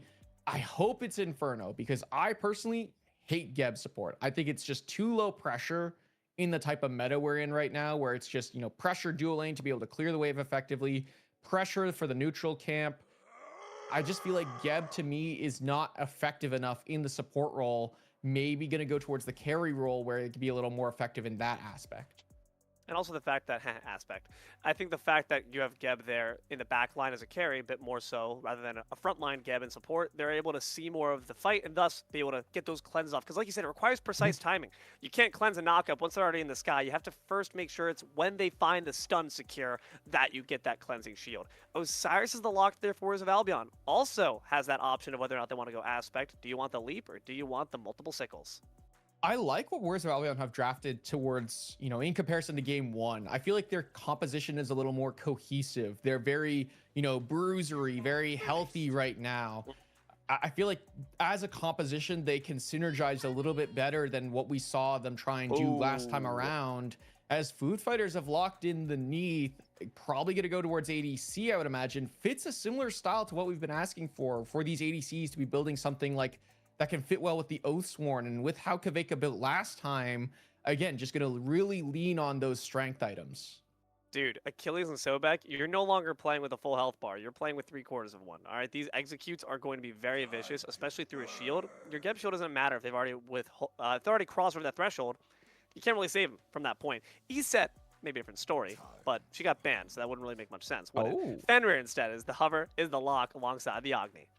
So what's going where is the question here, because I'm not entirely sold. I think it's Geb ADC. I think it's Geb ADC jungle. And Fenrir jungle and Guan support is my best guess. But I feel like, again, Fenrir can flex to support, Guan can flex to jungle. There's a lot of ideas here. My only thought is that Stewie loves Fenrir, can play that, setup style, but can also play, a very aggressive style of play here at the same time. So I feel like that's where it's going to happen. Kali. I can't remember the last time I've seen Sunprod play this character. I'm going to be honest. Yesterday. If it's his style. Okay, I missed yesterday. My bad. Now you're chill. But I feel like this is it fits Sunprod's style of play where he wants to be the late game carry, wants to just make plays. But Kali, in comparison to the Sasano, isn't, as mobile. Doesn't have the same playmaking potential in the early mid game. Really wants to scale and get these items online.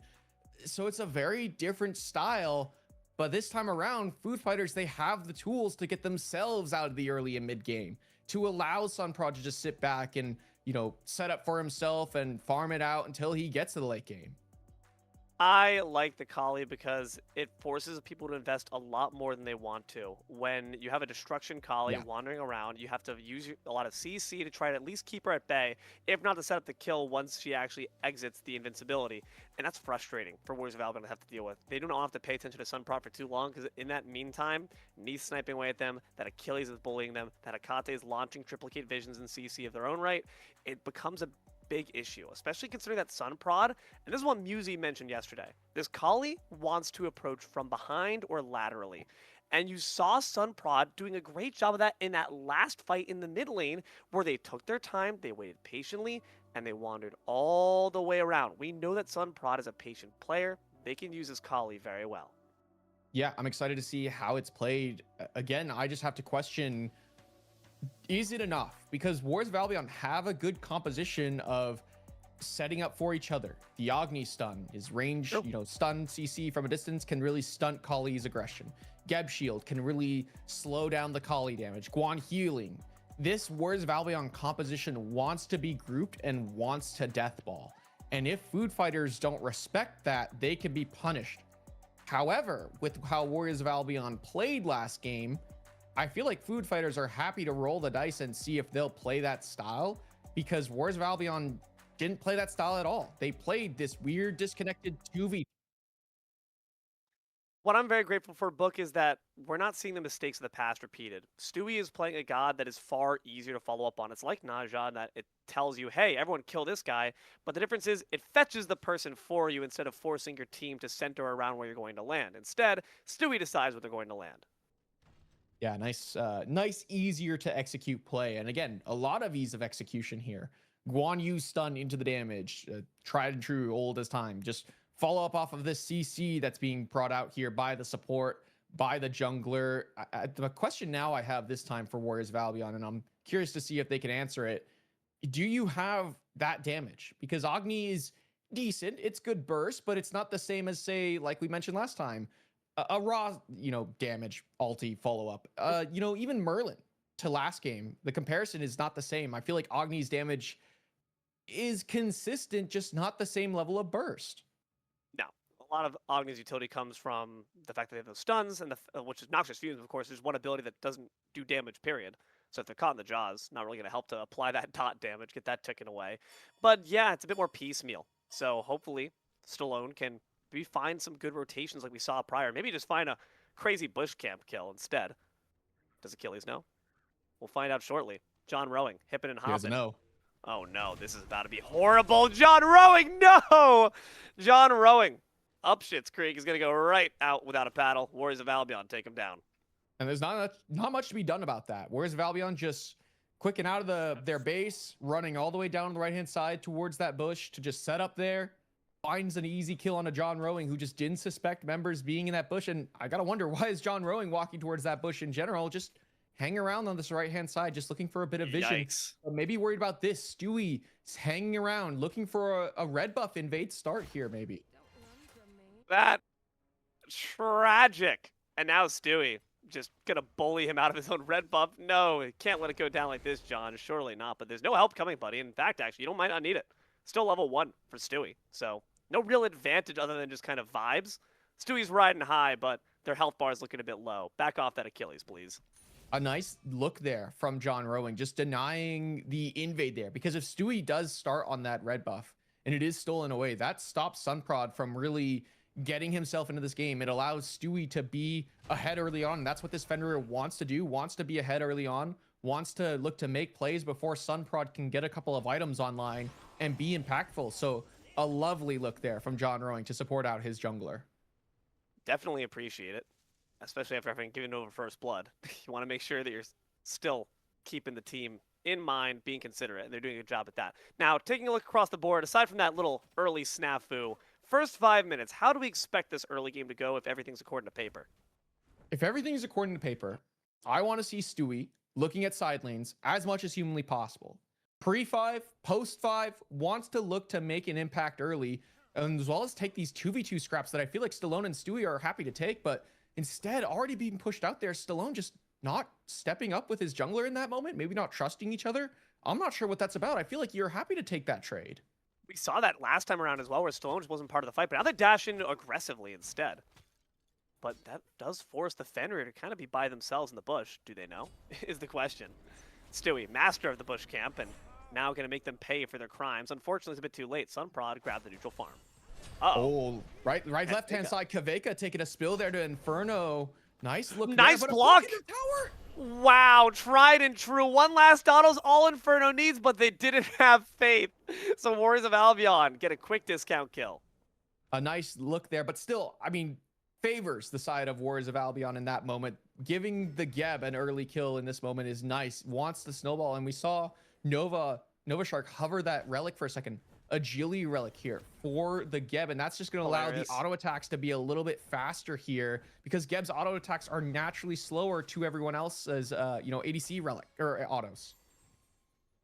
This is an interesting shout, to say the least, but at the same time, the disadvantage that comes with it, of course, is if you're affected by the CC, you can't cleanse yourself, Book, so Inferno's really got to make sure their positioning's on point. Yeah, for sure. I mean, you can cleanse some. Some. You know, some slows. You can cleanse some slows, but I agree. You can't cleanse the pluck from the Sobek, and I agree. It has to get level, or not even level 20, but I imagine is going to upgrade this agility relic and maybe lean towards something else. Maybe a blink, maybe a beads. Stallone could get caught in mid lane.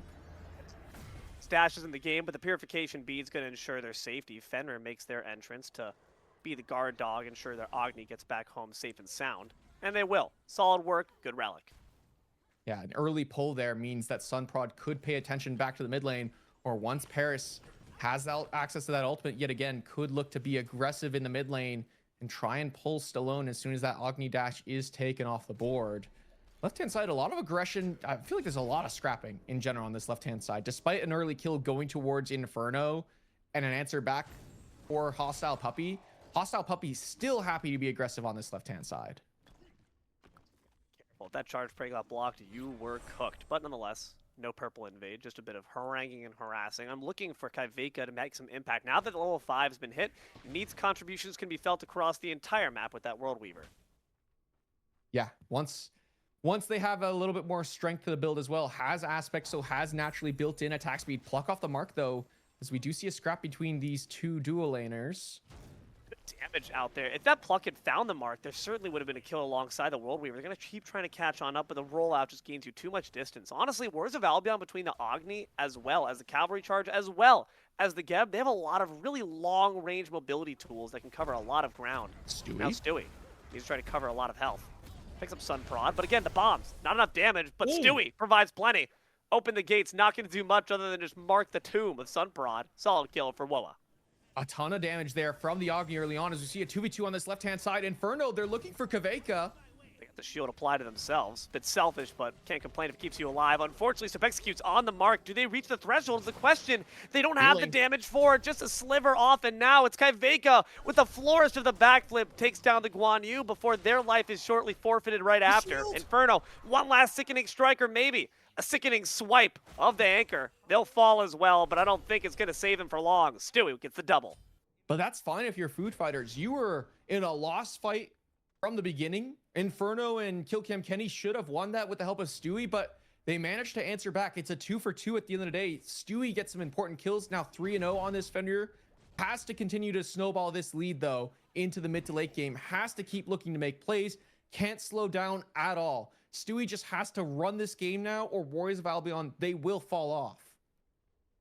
Scary stuff, considering the fact that Sunprod, while being behind, certainly down, not out. Of course, the Kali wants to scale, like you mentioned. So, yeah, you're not feeling great about the fact that Stewie's 3-0, but it's also kind of part of the plan. As long as you're able to hang in there, there's always a chance. But the difference is Sunprod can't impact in this moment. Stewie can, and so that's why it feels kind of bad if you're Sunprod, because he doesn't really have a choice in whether this works out for himself or his team in general. It has to be his teammates that look to be safe and slow down the pace of this game, allow the Kali to get to a point where she can just run the game for him.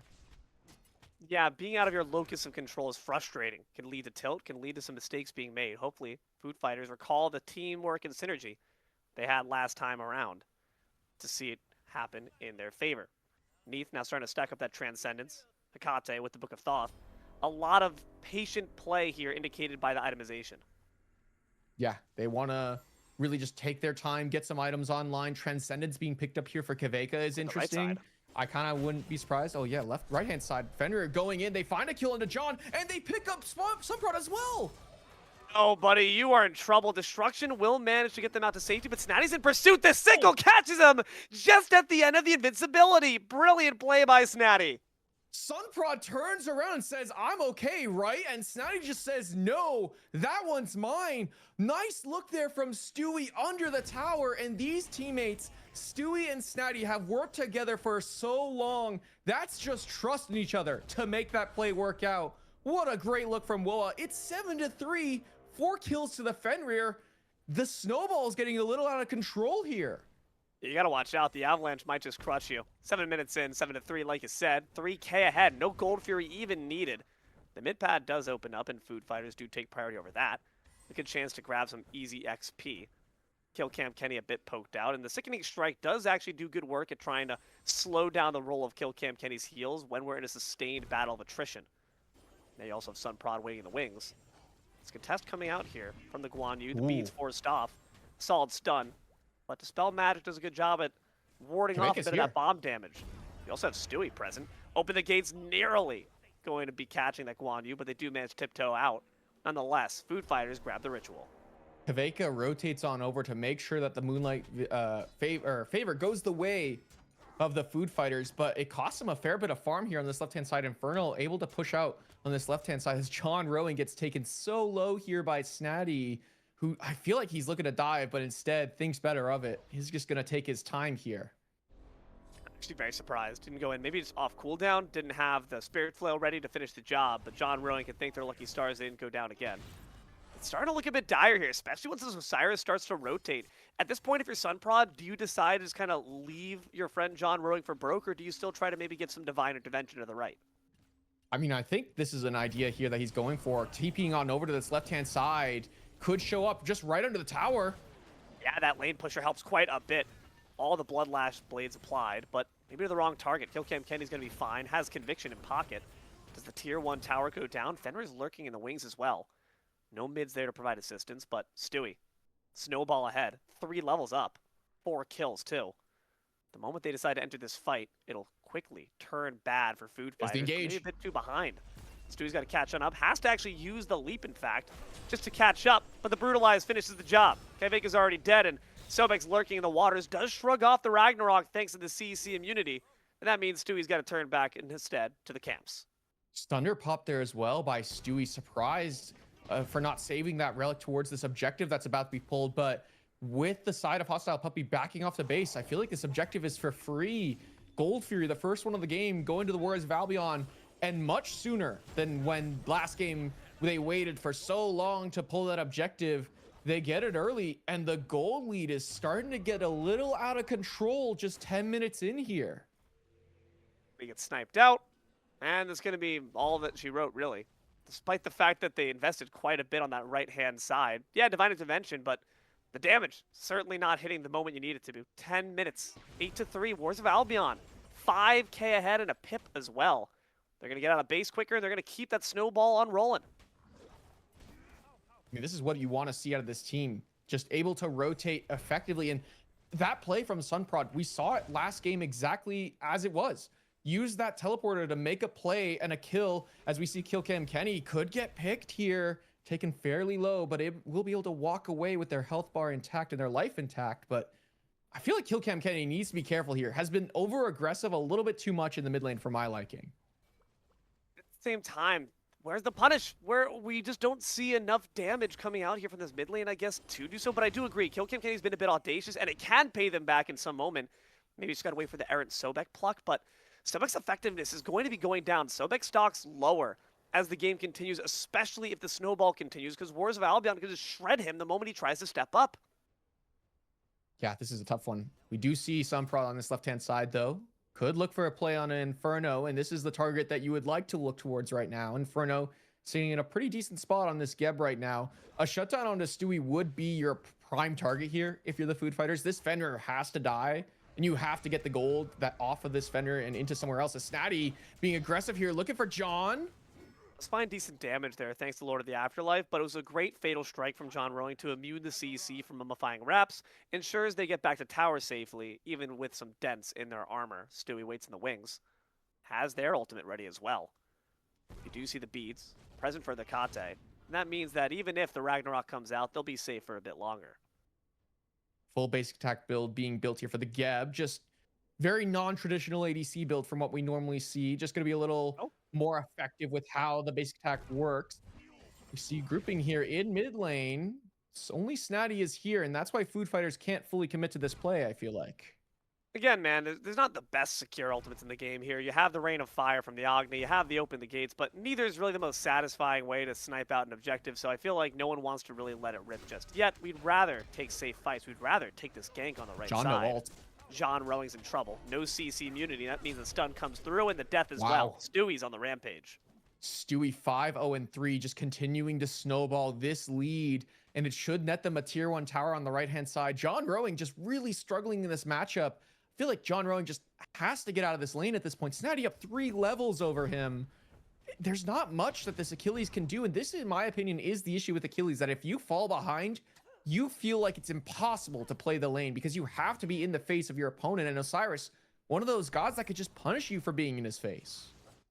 Get a ward, dude. Honestly, the cure might be only 50 gold away. Like, we didn't see any vision on that side of the map.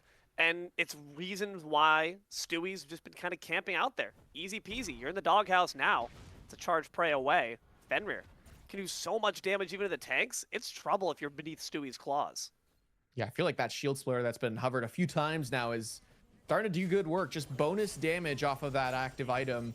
True damage as well, which means it'll do good work towards these tanks, as well as the shields on the side that Food Fighters have. That Hecate shield just going to be melted away instantly. As we do see Pyromancer is pulled here. It's Snaddy zoning away for this objective. You know just how dangerous Snaddy can be. It's a good route on top of the Lord of the Afterlife. Hecate tries to get away, and a good pluck grants some solid peel. Now the Pyromancer is still being leashed by Wars of Albion. Sunprod knows, but can they do much about it? It's blink forward, and the stun as well. ItzStallone takes the objective, and takes the kill right after. Solid work there by the Agni. Kind of surprised Sunprod really goes for that steal. Doesn't feel like it can go their name. Paris is able to get away there in the mid lane with their life intact, just so low there. And with Gold Fury available here, Sunprod dead. Feel like this objective should be free for the Warriors of Albion. Snaddy's going to rotate on over. The only good news is here is that Johnrowing is going to have free farm on this right-hand side. Has time to try and finish up this build here. Kveyka trying to steal this one, but won't be able to get it. Yeah, it was a bit more of a half-hearted attempt just to tell the team, yeah, guys, I tried, but now maybe you're going to be trying to run away with your own life. Don't go for that blue buff after, buddy. All farm is forfeited to Warriors of Albion. Little consolation prize. At the very least, Johnrowing can poke away at that tier 1. I feel like we have ourselves a series here, D'Lo. This one is just all Warriors of Albion so far. Only 15 minutes in, and they've got themselves a pretty sizable gold lead here, but they can't let off the gas. They have to keep going, keep pushing their lead. Stewie in a really good spot, sure, starting to work a little more towards this supportive style as Fenrir starts to transfer to the late game, has some defense in hand. Versus Sunprod, again, I come back to that Pyromancer steal attempt. Why not just spend that time farming on the Kali? Needs to get some items online to be effective. Only has those 2 items. Going for a full CDR build rather than, you know, the traditional basic attack build we're kind of used to seeing on the Kali. Like Queen up for the chopping block. Warriors of Albion have all the priority to step to the pit.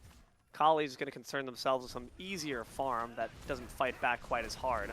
So a big buff permanently across the game as well as the ritual. Warriors of Albion can do no wrong.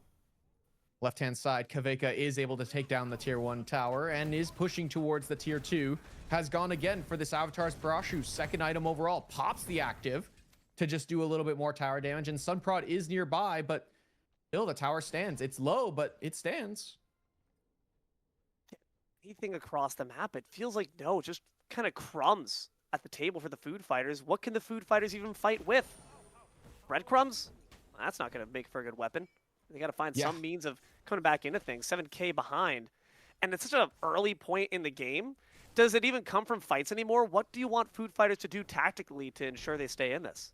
Maybe force Warriors of Albion to, you know, make a mistake around objectives. You can't really just expect them to make a mistake, but force them to make difficult decisions. That moment there, Inferno rotates over. Kveyka continues split pushing this left-hand side.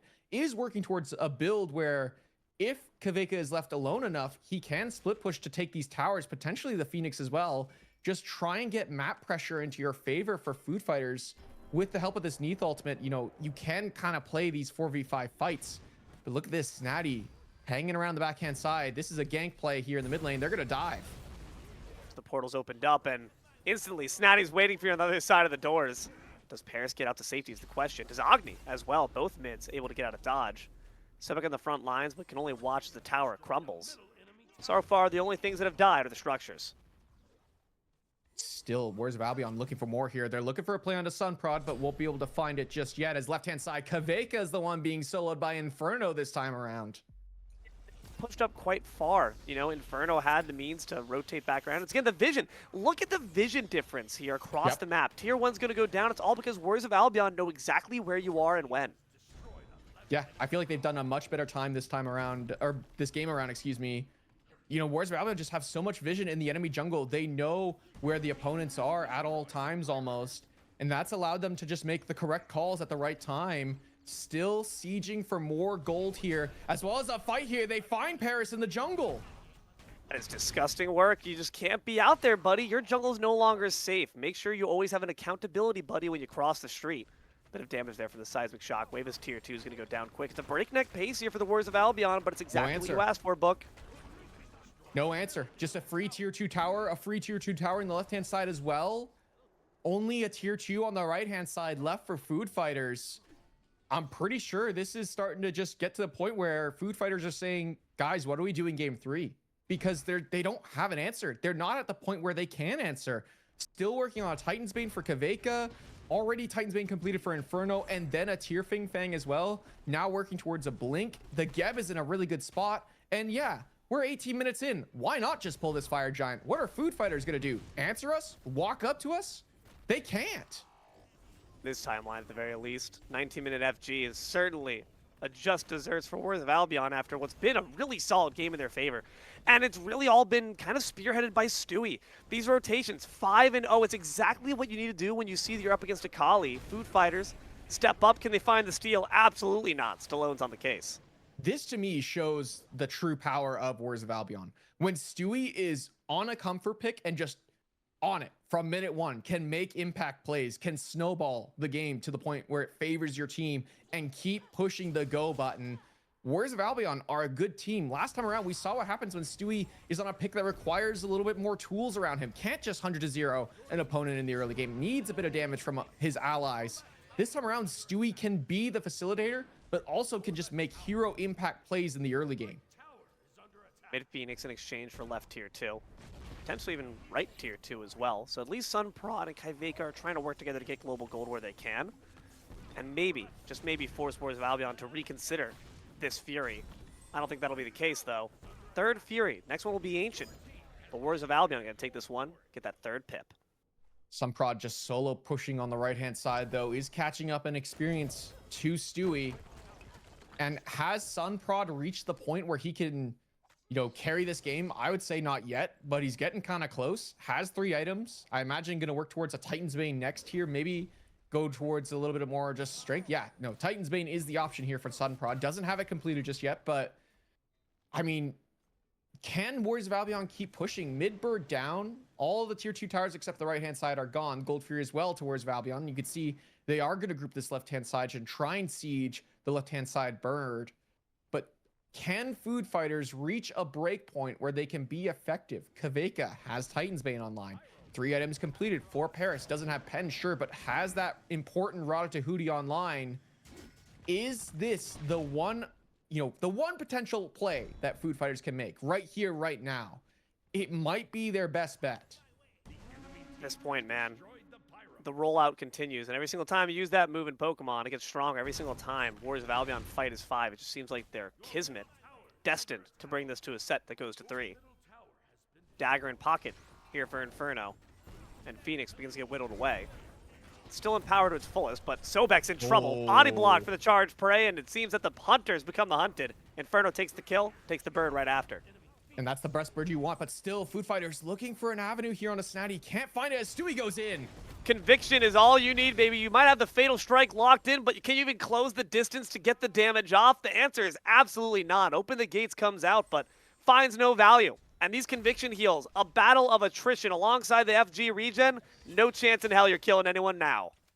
Prod just can't find the avenue to go in there. And yeah, you mentioned it. The sustain is too much, and the lead might be too great here. Warriors of Albion looking to force game 3.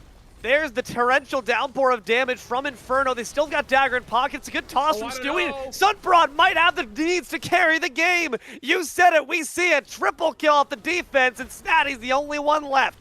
Dead as well. A shutdown, deicide reverse. Food Fighters back in control. Too early there from Warriors of Albion. Still a tier 2 tower on the right-hand side. Yeah, you had a big gold lead. Yeah, you had a great experience lead. But you just threw it all away. Sunprod has a little lead now. That's not good. Let me tell you. Level 20. Hits level 20 before Stewie does all that work. 5-0. All to be decimated. Hey, Stewie, watch from the gray screen as Sunprod undoes all of your hard effort. And this is bad. This is really bad for Warriors of Albion. They might have just thrown here because Food Fighters getting to the point here. Level 20 on Kveyka. Level 19, almost level 20 here for the Hecate. They're almost at a point where they could be effective in this game. And Sunprod officially at a point where he could be effective. Has Titan's Bane as KillcamKenny. He's trying to look for something before Food Fighters can group, but he's not going to find it. Oh god, forced to use the beads. Maybe you get the Sobek, the Wind Sprite taken out to try to escape. The charge prey is going to be body blocked by this Guan Yu, and I think they might just be okay with letting the Sobek die. The Brutalize finds the mark, and the Lurking Waters actually grants you a bit more distance, but the Ragnarok's going to follow them in that place, and it's going to be a nice little chew toy. KillcamKenny gets a consolation kill. In the meantime, Snaddy on the right side. Scimitars versus Sickles. Who wins the battle? Knockback immune, but not death immune any longer. Snaddy in pursuit, but can't find it.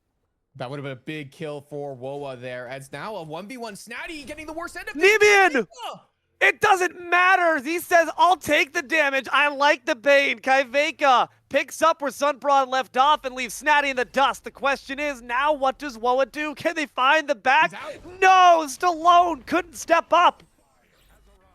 I don't know, man. I don't know. Words of Albion, they had it all. They're still looking around this fire giant, though. 4 members strong. Hostilepuppy up in 4. Sunprod has to be careful here that he doesn't give his life. He's working towards this upgraded blink to be able to effectively dive the back line.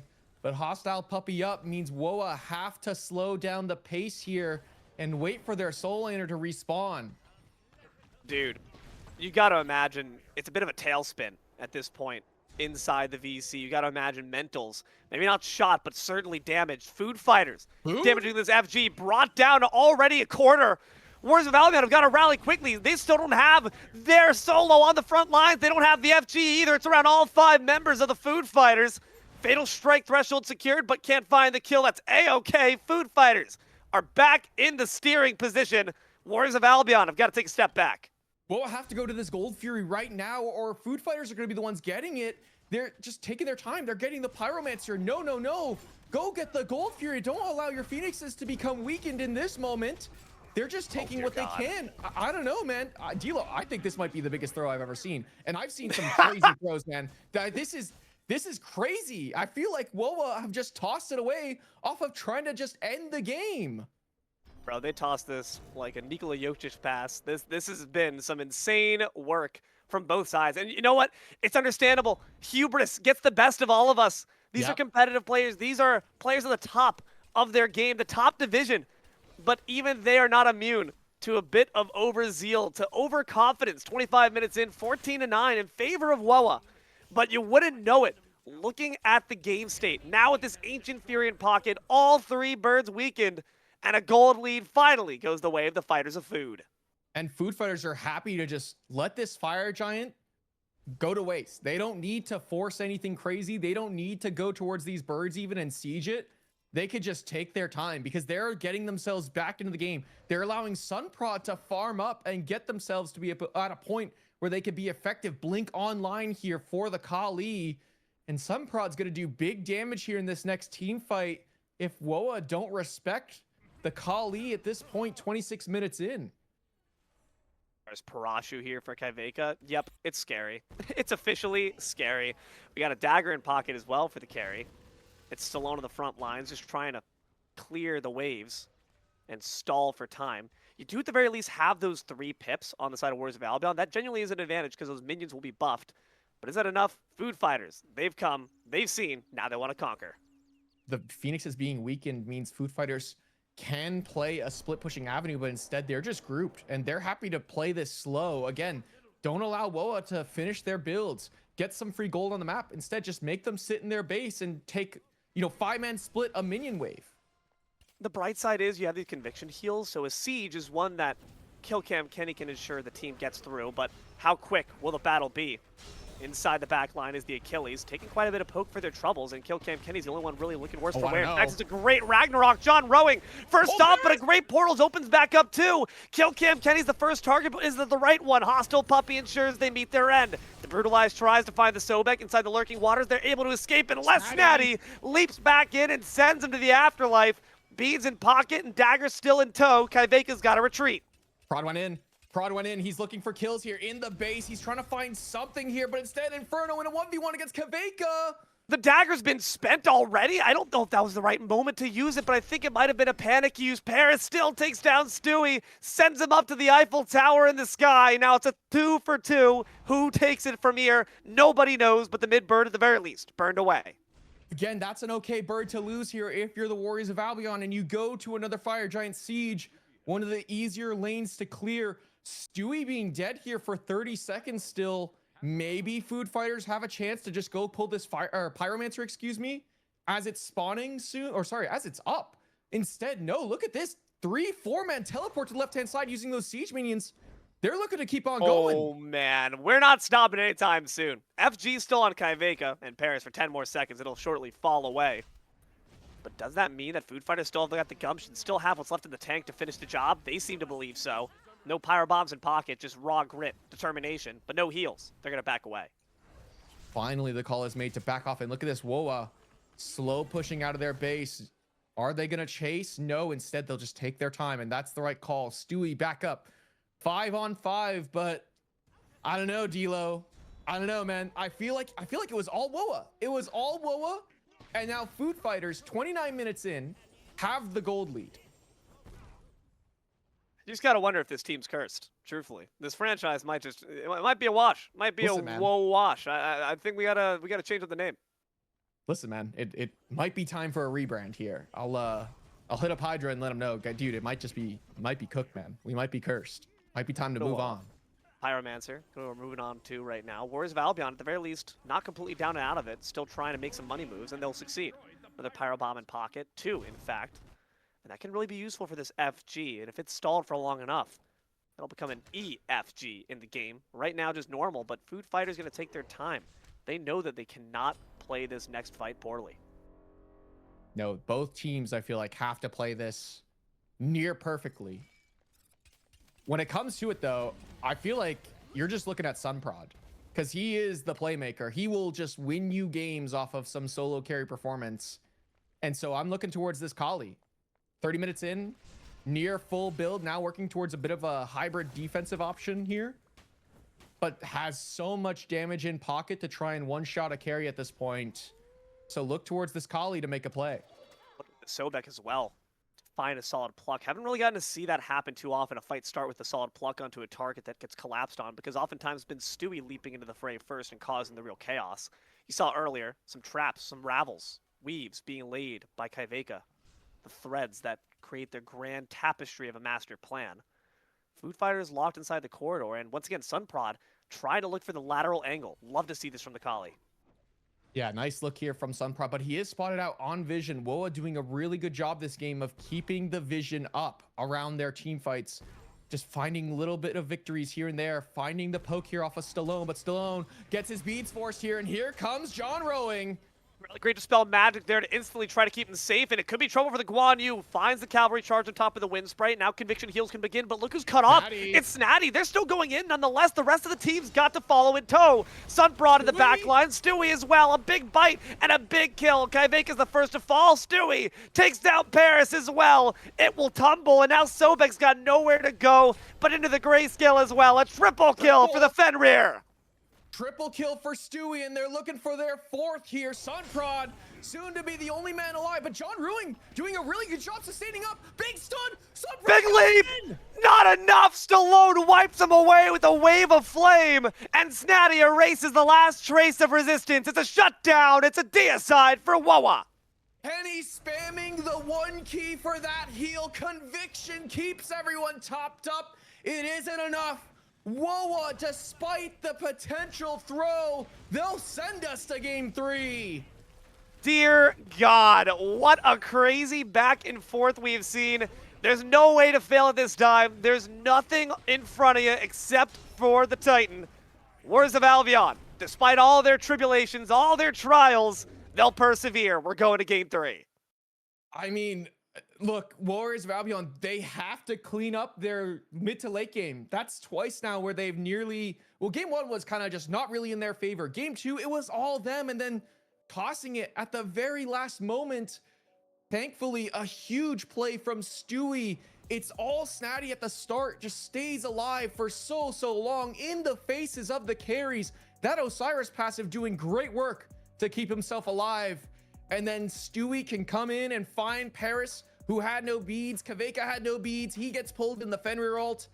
And the follow-up damage, Kenny, with those convictions, keeps his team alive with the sustain. And that's what sends us to game 3. Food Fighters, they have to change up their draft, I would imagine. Find something that can let them fight a little more in the early mid game.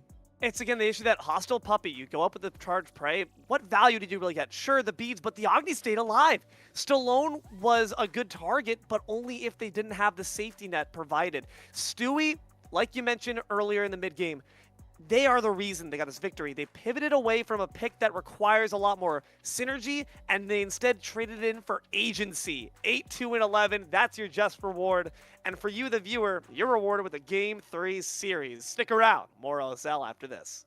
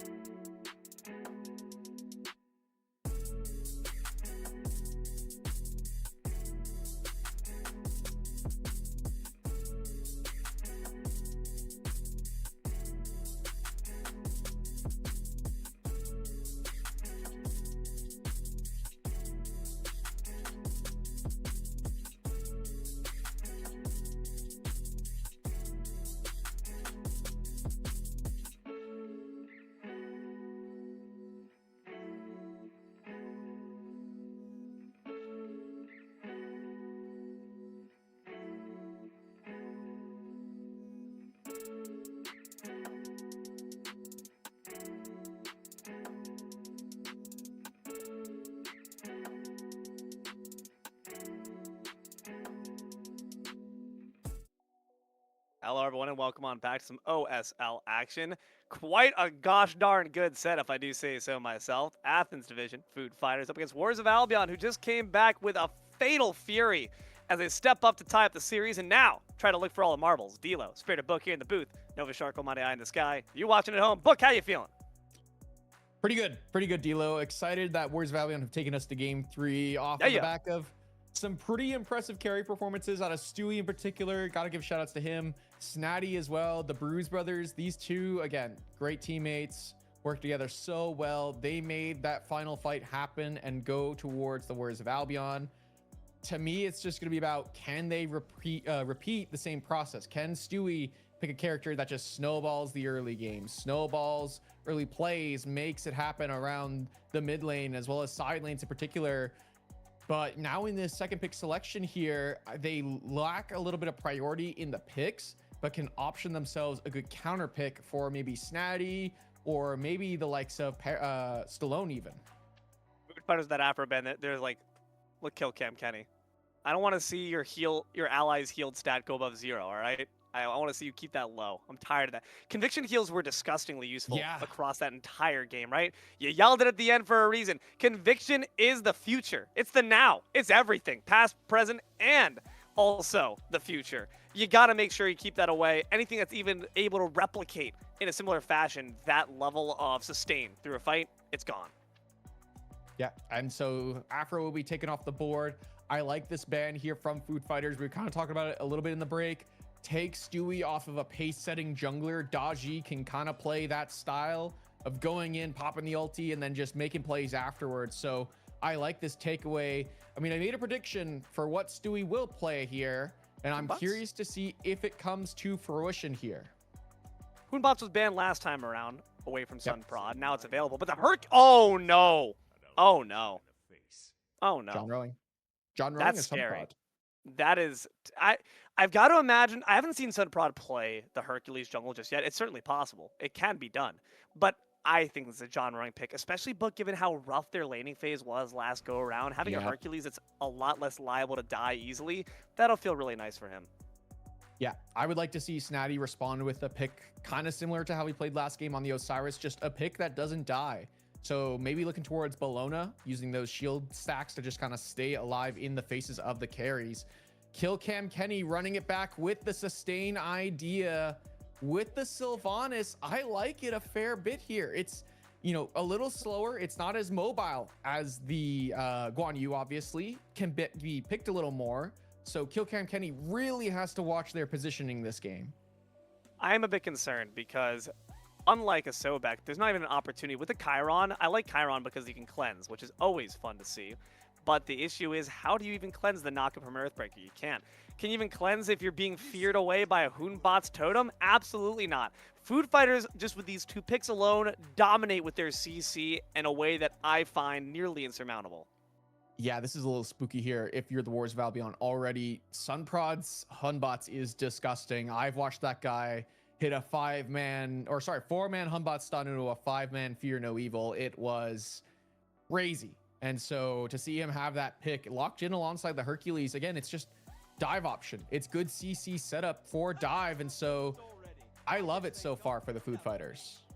Apollo gives you some means to bail your team out. You might need to, given that you get another immobile god on the list. Anubis and Sylvanas are very big fans of literally rooting themselves in place and trying to take down the enemy. Does that work up against the composition and the meta context that we currently exist in? I would say no. I don't like this idea at all for the Warriors of Albion. I feel like I'm kind of confused. I'm really confused in all honesty. The Sylvanas, it makes sense. You kind of want to. Oh my god, this is so much CC. For the Artemis, okay, Artemis, Athena makes sense. Lots of beads pull. Kveyka loves this Artemis pick, but Newt, the hover here and lock in Newt mid for Paris is very interesting. Not something we're used to seeing. I feel like we see a lot of Newt in the ADC role, not so much in the mid lane. Dude, this is terrifying to me. I see Caledonian Boar. Taunts is going to pull every bees you can even imagine. Sets up beautifully for Fear No Evils. You have the Skyfall from Newt as well. Earthbreakers galore coming out here from Johnrowing. Warriors of Albion, ideally, ignoring even what food fighters are capable of, what does their composition want to accomplish? I don't know, man. I don't know. This is such a tough call. I feel like food fighters, again, you mentioned it. They have so much CC. They have all the damage behind their CC as well. Artemis, once she gets to late game, will have so much damage. Warriors of Albion so far, they're kind of a full send dive composition. And this tells me it's... Actually, I'm not so certain where what is going. Apollo could play jungle or ADC. Anubis could play jungle or mid. Could even go to solo. Wukong could go mid or solo. Probably going to be Snaddy's solo lane pick, I would imagine, because we want to see Snaddy as that similar style to how last game went, where it's in your face and can stay alive. And that's exactly what Wukong can do with that ultimate. Chiron is good ultimate damage from a distance, but what is going where is going to impact so much on how Warriors of Albion want to play the map. If you're Anubis jungle, you're slowing the pace right down till you're level 5. And even then, you're having a hard time of just making plays on side lanes. You don't have the same level of gap close that you had last game. This is a tough one for me for the Warriors of Albion. I feel like you mentioned it. Food fighters have a disgusting composition. They have great tools to put you out of position, and when you're playing a Sylvanas or an Anubis, unless you decide to pop that agility relic for some reason, which I don't imagine will be the case with how much CC's on board, Sylvanas is cooked. Anubis is cooked. You can try to get off what damage you have with your CC immune ult, but if you get Earthbreakered and Driving Striked out away from your team, it's over. No means of getting back home. Game over, man. Game over. Not again. Yep. I mean, I like this idea. Do it. You did it last game. Do it again. Try and get to this bush. Try and snowball off of a play. And this is a composition that really wants to snowball with an Anubis. It is Apollo jungle, though. And that is, again, it doesn't work for me. I was so excited to see Stewie lock Pele here. And Pele would have been pretty decent here. Could have struggled a little bit into the Artemis, but I feel like the Pele would have done way better than this Apollo, who is going to play a similar style of wanting to dive the back line, but still has to make the idea work of, okay, we're going to poke a little bit from the front. We're going to try and, you know, front to back just a little bit, and then we're going to dive. And that works with how the composition works. Anubis wants to be, you know, maybe going for a blink ult idea. Chiron can ult from a distance, do good work damage to the back line. But how do you get to this back line on the side of food fighters? There's so much you have to get through. Artemis traps is the least of your worries, but you got the Caledonian Boar. You have Paris, who has dash, no CC immune dash, which is important. Newt going for non-aspect. But you have an Athena taunt, a Humbats, stun and ulti, and then Johnrowing with displacement CC. I feel like WoA just have such a hard time of playing against this composition. Oh yeah, I got an answer for you. 5 words: Scepter of Dominion Sylvanas pull. That's okay. Literally all. That's all I got for you. But you can, in that sense, actually, KillcamKenny has options to try to, instead of diving the backline, bring the backline to you. But even then, the big beefy boy is going to be standing in front of the squishier target. So I do agree. There's a lot of question marks around what Warriors of Albion can do. If you are the WoA side, what lane is Stewie supposed to be trying to assist? What lane are you playing through? This dual lane already has a lot of good pressure in the Sylvanas, in the Chiron. We'll struggle a little bit until Chiron gets some abilities online, but I feel like this is the lane you have to look towards. Could also look towards mid lane. SpiritedBook has that all-in potential, and here it is. They're looking for exactly that. Already found the beads in response from Stewie as well to the staff slam, but it's slow from Sunprod. It's a great route as well. All been turned on its head. Stewie's already dead, and it's going to be the convergence as well. The enhanced autos. One last is necessary. It's a double kill to start off. Less than 2 minutes in. All in the pocket of Sunprod. That is the worst case scenario here for the Warriors of Albion. You want to be getting the ball rolling for your Anubis. You want to look for little scraps like that. And the fact that it just goes so wrong so quickly for the Warriors of Albion, as Snaddy does answer back with a solo kill on the right-hand side, that's a big deal. You want to see Snaddy get, you know, something going for his team. But man, this Anubis already being behind me, he's going to have a hard time just standing and fighting. As a dual lane scrap here, Kveyka taken low. This could be trouble. Forced to beads away.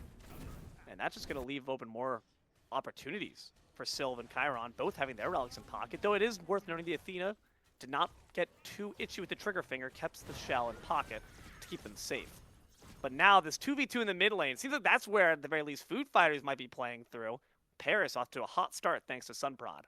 But look at moments like that where Sunprod can walk up, stun someone, and then leap away. Stewie is a ranged character, doesn't have the same damage that Sunprod does at this stage in the game. You know, range versus melee, the melee is always going to do a little bit more damage at this stage until Stewie gets a couple of items. And so Sunprod could just walk up, stun someone. They don't get to hit back in those moments. Oh no. And then walk away. Johnrowing might not be able to walk away from this one either. Goes down again. Same story, different god. Now, Somersault Cloud going to be able to immune any damage that Sunprod wanted to drop on their head. They have the ultimate, but you can't spend it. That's unfortunate to see the same thing happening to Johnrowing. Well, let's see if it's the same story on these fire elementals. Good fear, no evil in response. Snaddy in trouble now. A dash forward from Paris. They know they don't have ult, but they do have the form of a falcon to get out, but a great monkey somersault catches right back up. The Mez won't save him. Sunprod, though, will go down. A massive shutdown courtesy of Stewie, and they decide to bail on out. Maybe could have stuck around for the rest of the fight, but decides to cut their losses, or maybe cut off the head of Paris, unless Johnrowing's back on the scene. That's going to be enough, though. SpiritedBook lurks in the wings, won't be able to find much besides the rocks. SpiritedBook just not rotating at all. Uses that ultimate as well just to make sure they can secure these elementals as well. The rock's going to go the way of the words of Albion. So some important shutdowns do come through there. Snaddy's shut down, sure, but so is Sunprod in that moment.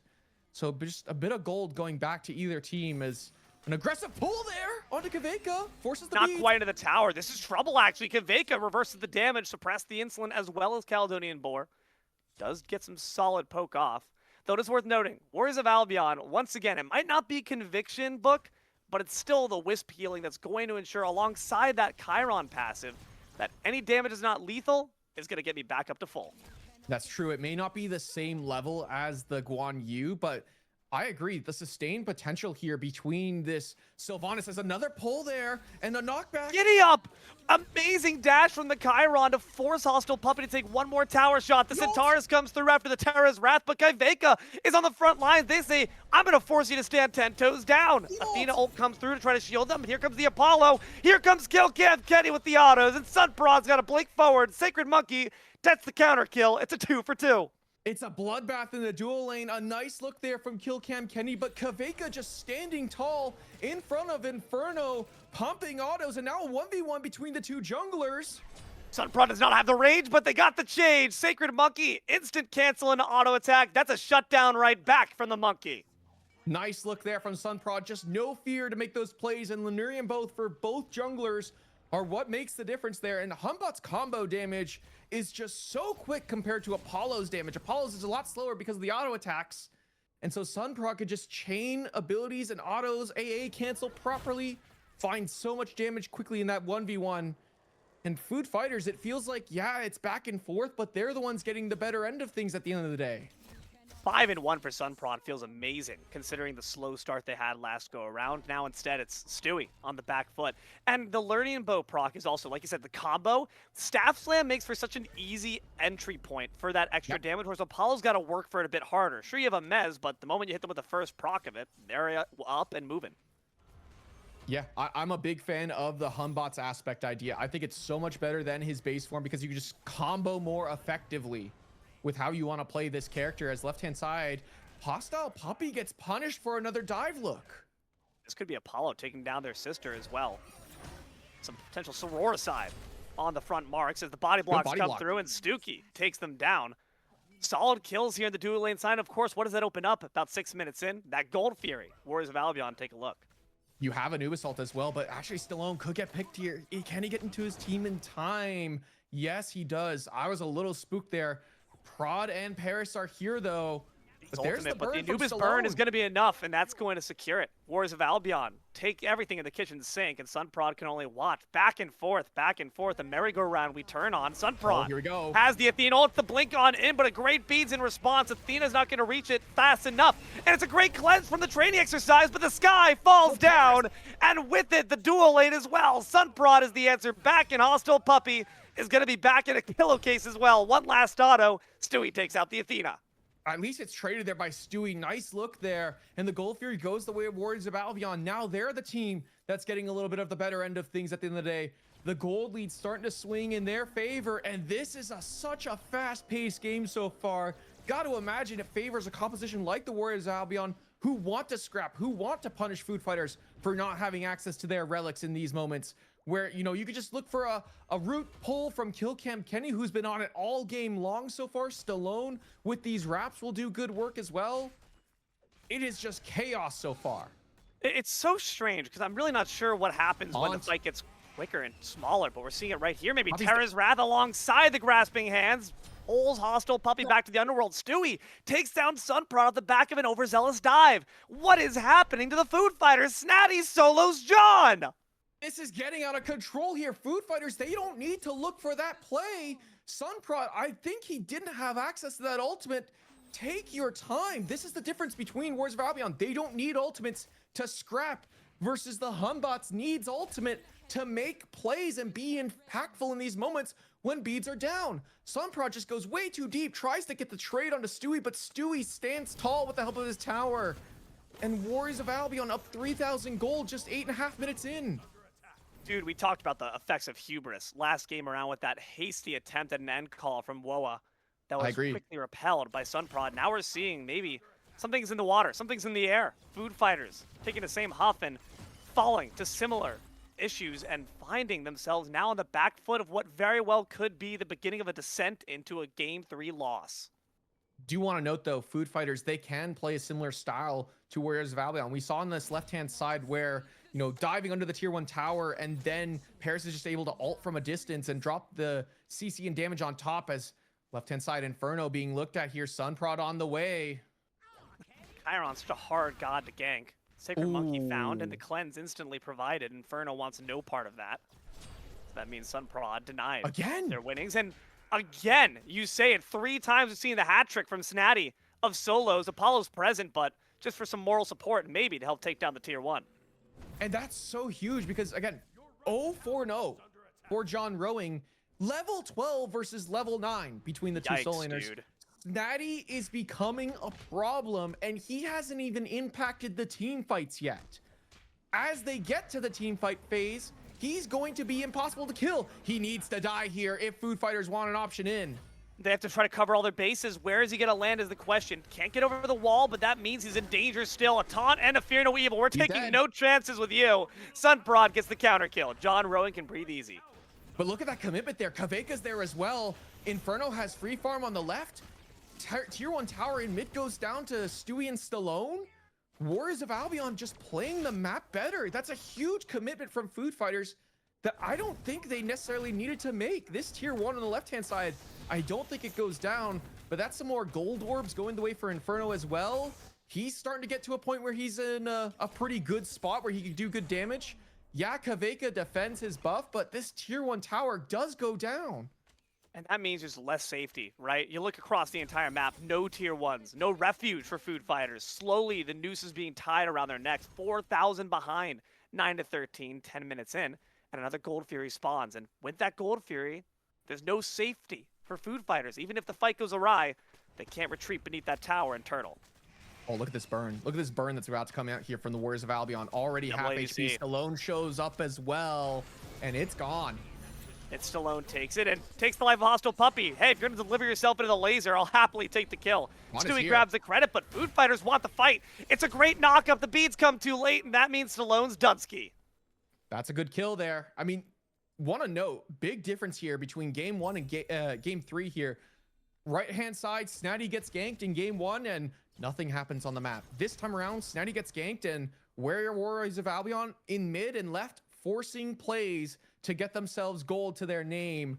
That time around, it gets them the Gold Fury, but SpiritedBook does die. But I don't think it matters. SpiritedBook's in such a good spot. He's got 2 items. He's got the Bancrofts. He's got the Deso. Still, he's just going to be Anubis that does good shred damage. His Pyromancer unlocked too. The red buff, I think, secured by the Sun Wukong. That's so unfortunate. Can you get the kill is the question. Up into the sky we go, and the Skyfall comes through, but it's immune by the Sun Wukong's ult. And now Paris is in trouble, but a great root answers back. Snaddy gets absolutely sidewindered. The dash secures their escape. It's going to be one more solid pick for Food Fighters. And Hostilepuppy lives as well. That's a bad look there from Woa. Yeah, you get the Pyromancer, sure, as Kenny is going to get chased down here by Johnrowing, but SpiritedBook right around the corner.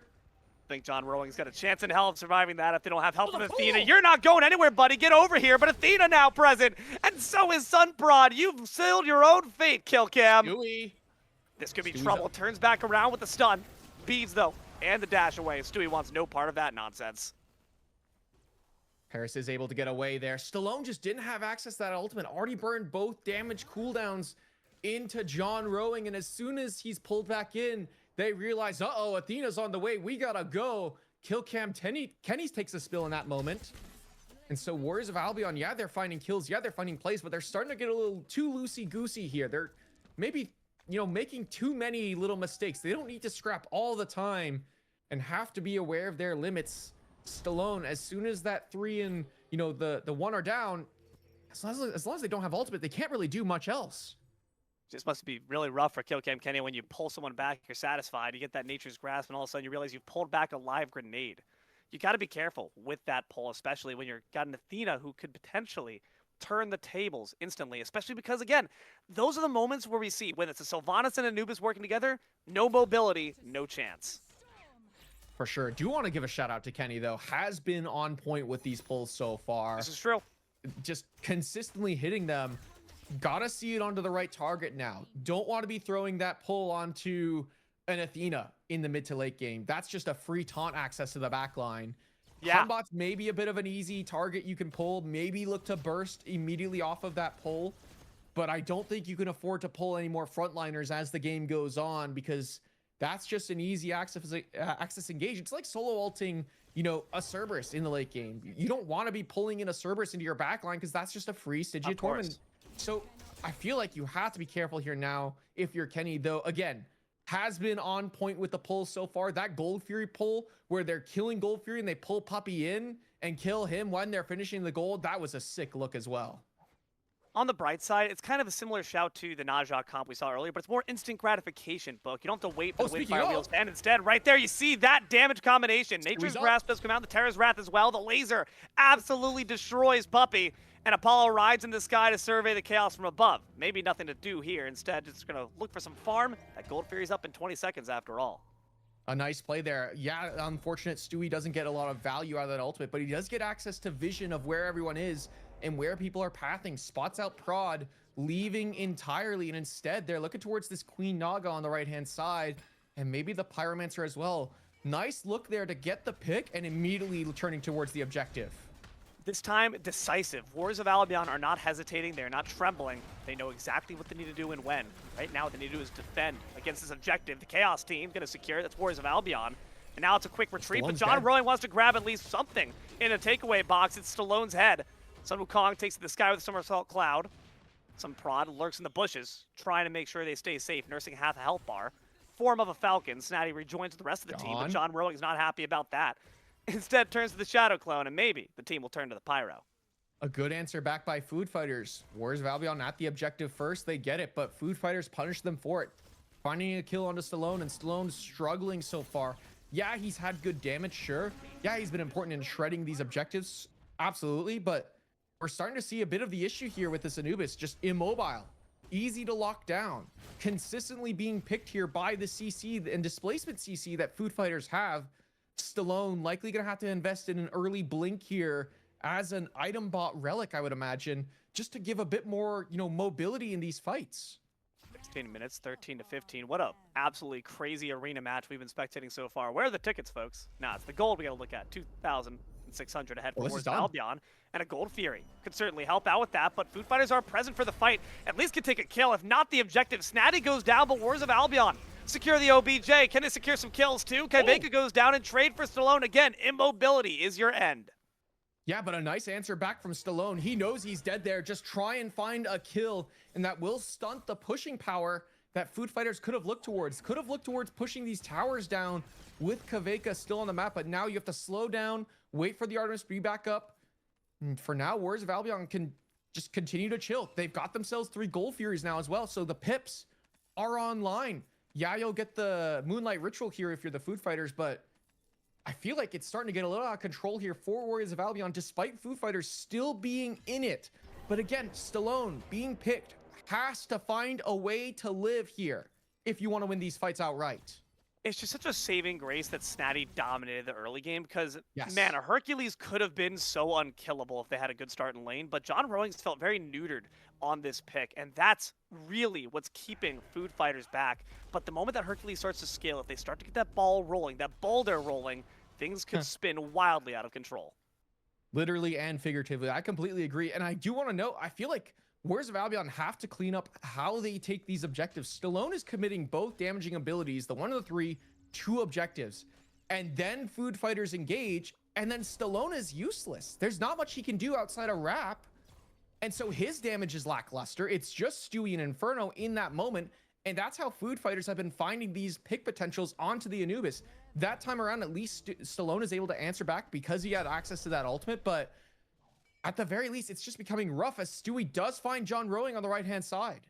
Not another one, man. Johnrowing just really has had a hard time rowing through that river Styx. On the left side, could be the same story here for Inferno. No chance in hell with the side-winding gank from Sunprod. That's going to be easy tier 1 for Food Fighters. Fire Giant's being pulled here by the Warriors of Albion. They have the burn with SpiritedBook. He has ultimate. Eris does have potential with the steal from the Skyfall, but without the rest of your damage dealers, it's not looking like the best chance. Snaddy steps up and into the sky goes the nuke, but that's too early of an ultimate. Maybe he can look for some easy damage, but the beads instantly shrug it off, and now it's up to the Athena to secure it away. It's SpiritedBook, once again, master of secure, and Stewie, master of the kills, takes down the puppy. Kveyka does take the tier 1 and tier 2 tower on the left-hand side, so some more gold going towards his name. He's looking for the Phoenix as well, but I don't think he's going to be able to find it in time. The members of WOA back out. Don't back there, Kveyka. Don't Dear back God. there. God, that was scary. Please don't. Please. No hubris. No overconfidence. Warriors of Albion. Calculated, in control. With about no gold ahead.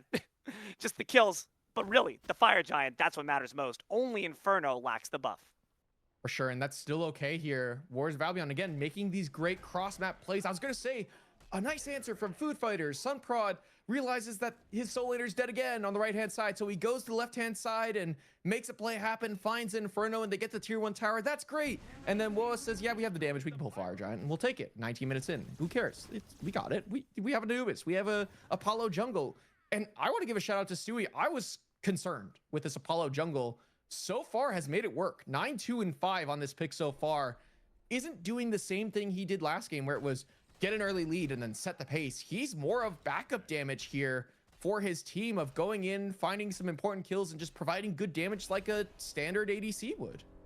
With that dagger in pocket, clearly the value recognized by the rest of the team as well. Johnrowing finds a pluck, but what are you even doing if it's Snaddy who you got your claws into? Maybe the rest of the team can be here to back you up. A good boulder stalls for time, and the taunt finds the mark as well, but Snaddy able to take the form of an ox. Around the back is the Artemis, setting the trap to hunt the big game. But in the sky goes the Sun Wukong, and they're just stalling. The rest of the forces wait in the wings with FG abound. Sunprod has got to turn back. They want no part of this fight. But still, Food Fighters, despite not having the Fire Giant, are the ones grouping first and forcing Warriors of Albion to have to respond to what they're doing. True. They're the ones making plays here, despite WOA having fire. WOA aren't spending time farming. They're not spending time going towards this gold fury that's available to them. They're still just taking their time, responding to what Food Fighters are doing. They have to be proactive here. Oh no, Sunprod. Sunprod just used that leap to get over the wall. Oracles, buddy, those are out of your range. Let's just stick to what we can get easily. And for Warriors of Albion, it's an easy gold fury. Food Fighters, right? No Ancient Fury? I thought it would be, but a symbol on the map tells me otherwise. Nonetheless, it goes down. Easy peasy, lemon squeezy. And that's going to be extra global gold. Finally, Warriors of Albion can start to extend that lead. But Food Fighters, again, making money moves on the right side. And they can actually siege the bird before before WOA can get even close to the enemy bird. I feel like this is just a missed opportunity by WOA. They're being too slow with their fire. They send Stewie back, but I feel like this bird is gone. Yeah, Nuke combined with the Artemis. That's easy pickings. Stewie can only watch. Beads burned away as well with no real reason. They were out of range from the Earthbreaker. Right side bird, it's gone. You gotta stop this back now if you're Snaddy. You gotta stop the members of backing here because you have to trade birds. At the very least, this is the better bird if you're WOA. But great pull. Stunting. Does not matter when you have someone like KillcamKenny on the front lines, an amazing raw nature's grasp, and the root that's all. No, but Stewie's dead. So is Snaddy. What the hell just happened? It doesn't matter though. 2 members dead on the side of Warriors of Albion, sure, but they can back off here. They got the left-hand side bird. They have the advantage now come next Fire Giant Siege with the pressure of these fire minions on the left-hand side. So it's food fighters that have to find a way to answer against those minions versus, well, just have to send one member to the right-hand side to clear the wave every once in a while to keep pressure on this fire giant. In theory, maybe they send Hostilepuppy, just so that way they can have the Athena ult to Maybe. bring her back to the fight quickly. That's when the fights get smaller, and when the map gets smaller as well, more condensed, the utility of the Athena ult goes down by quite a wide margin.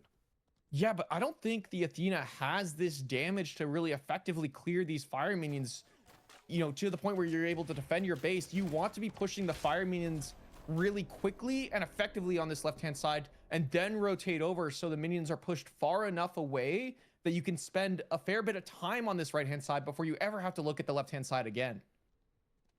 Apollo provides you that, and Athena certainly just cannot. Stewie, not only having the better Phoenix to worry about, but also having the better damage. And that ultimate, of course, can deliver them very quickly back to the fray, just as much as an Athena can. 23 minutes, 18-19. Warriors of Albion with the lead. 1K ahead, but FG's fallen off, and it's about to come right back up in just a few seconds. And again, Warriors of Albion, they have good burn. They have an Apollo. They have a Chiron with attack damage instead of going towards, you know, the full strength builds we often see.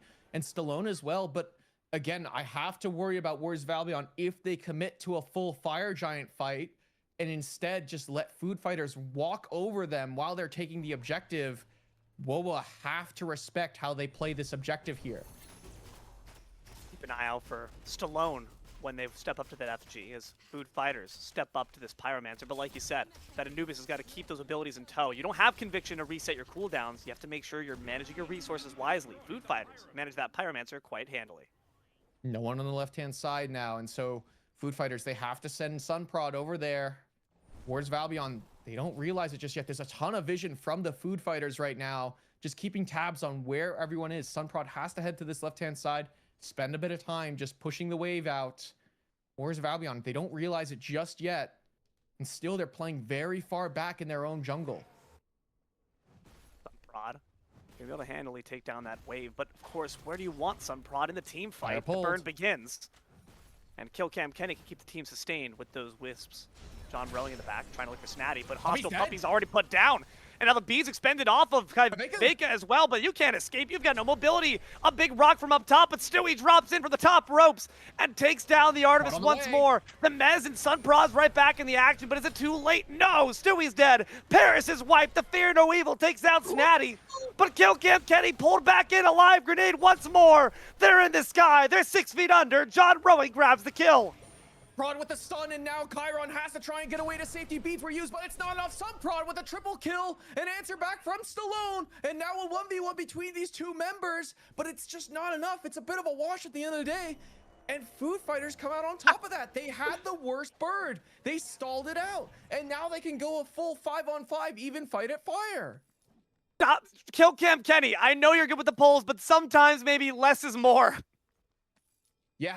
That was, I mean, look, I don't mind that pull avenue there. There's just no follow-up damage. I feel like Stewie's committing a little too much here. Yeah, you can play full send dive, but once you get the kill on Kveyka, back up.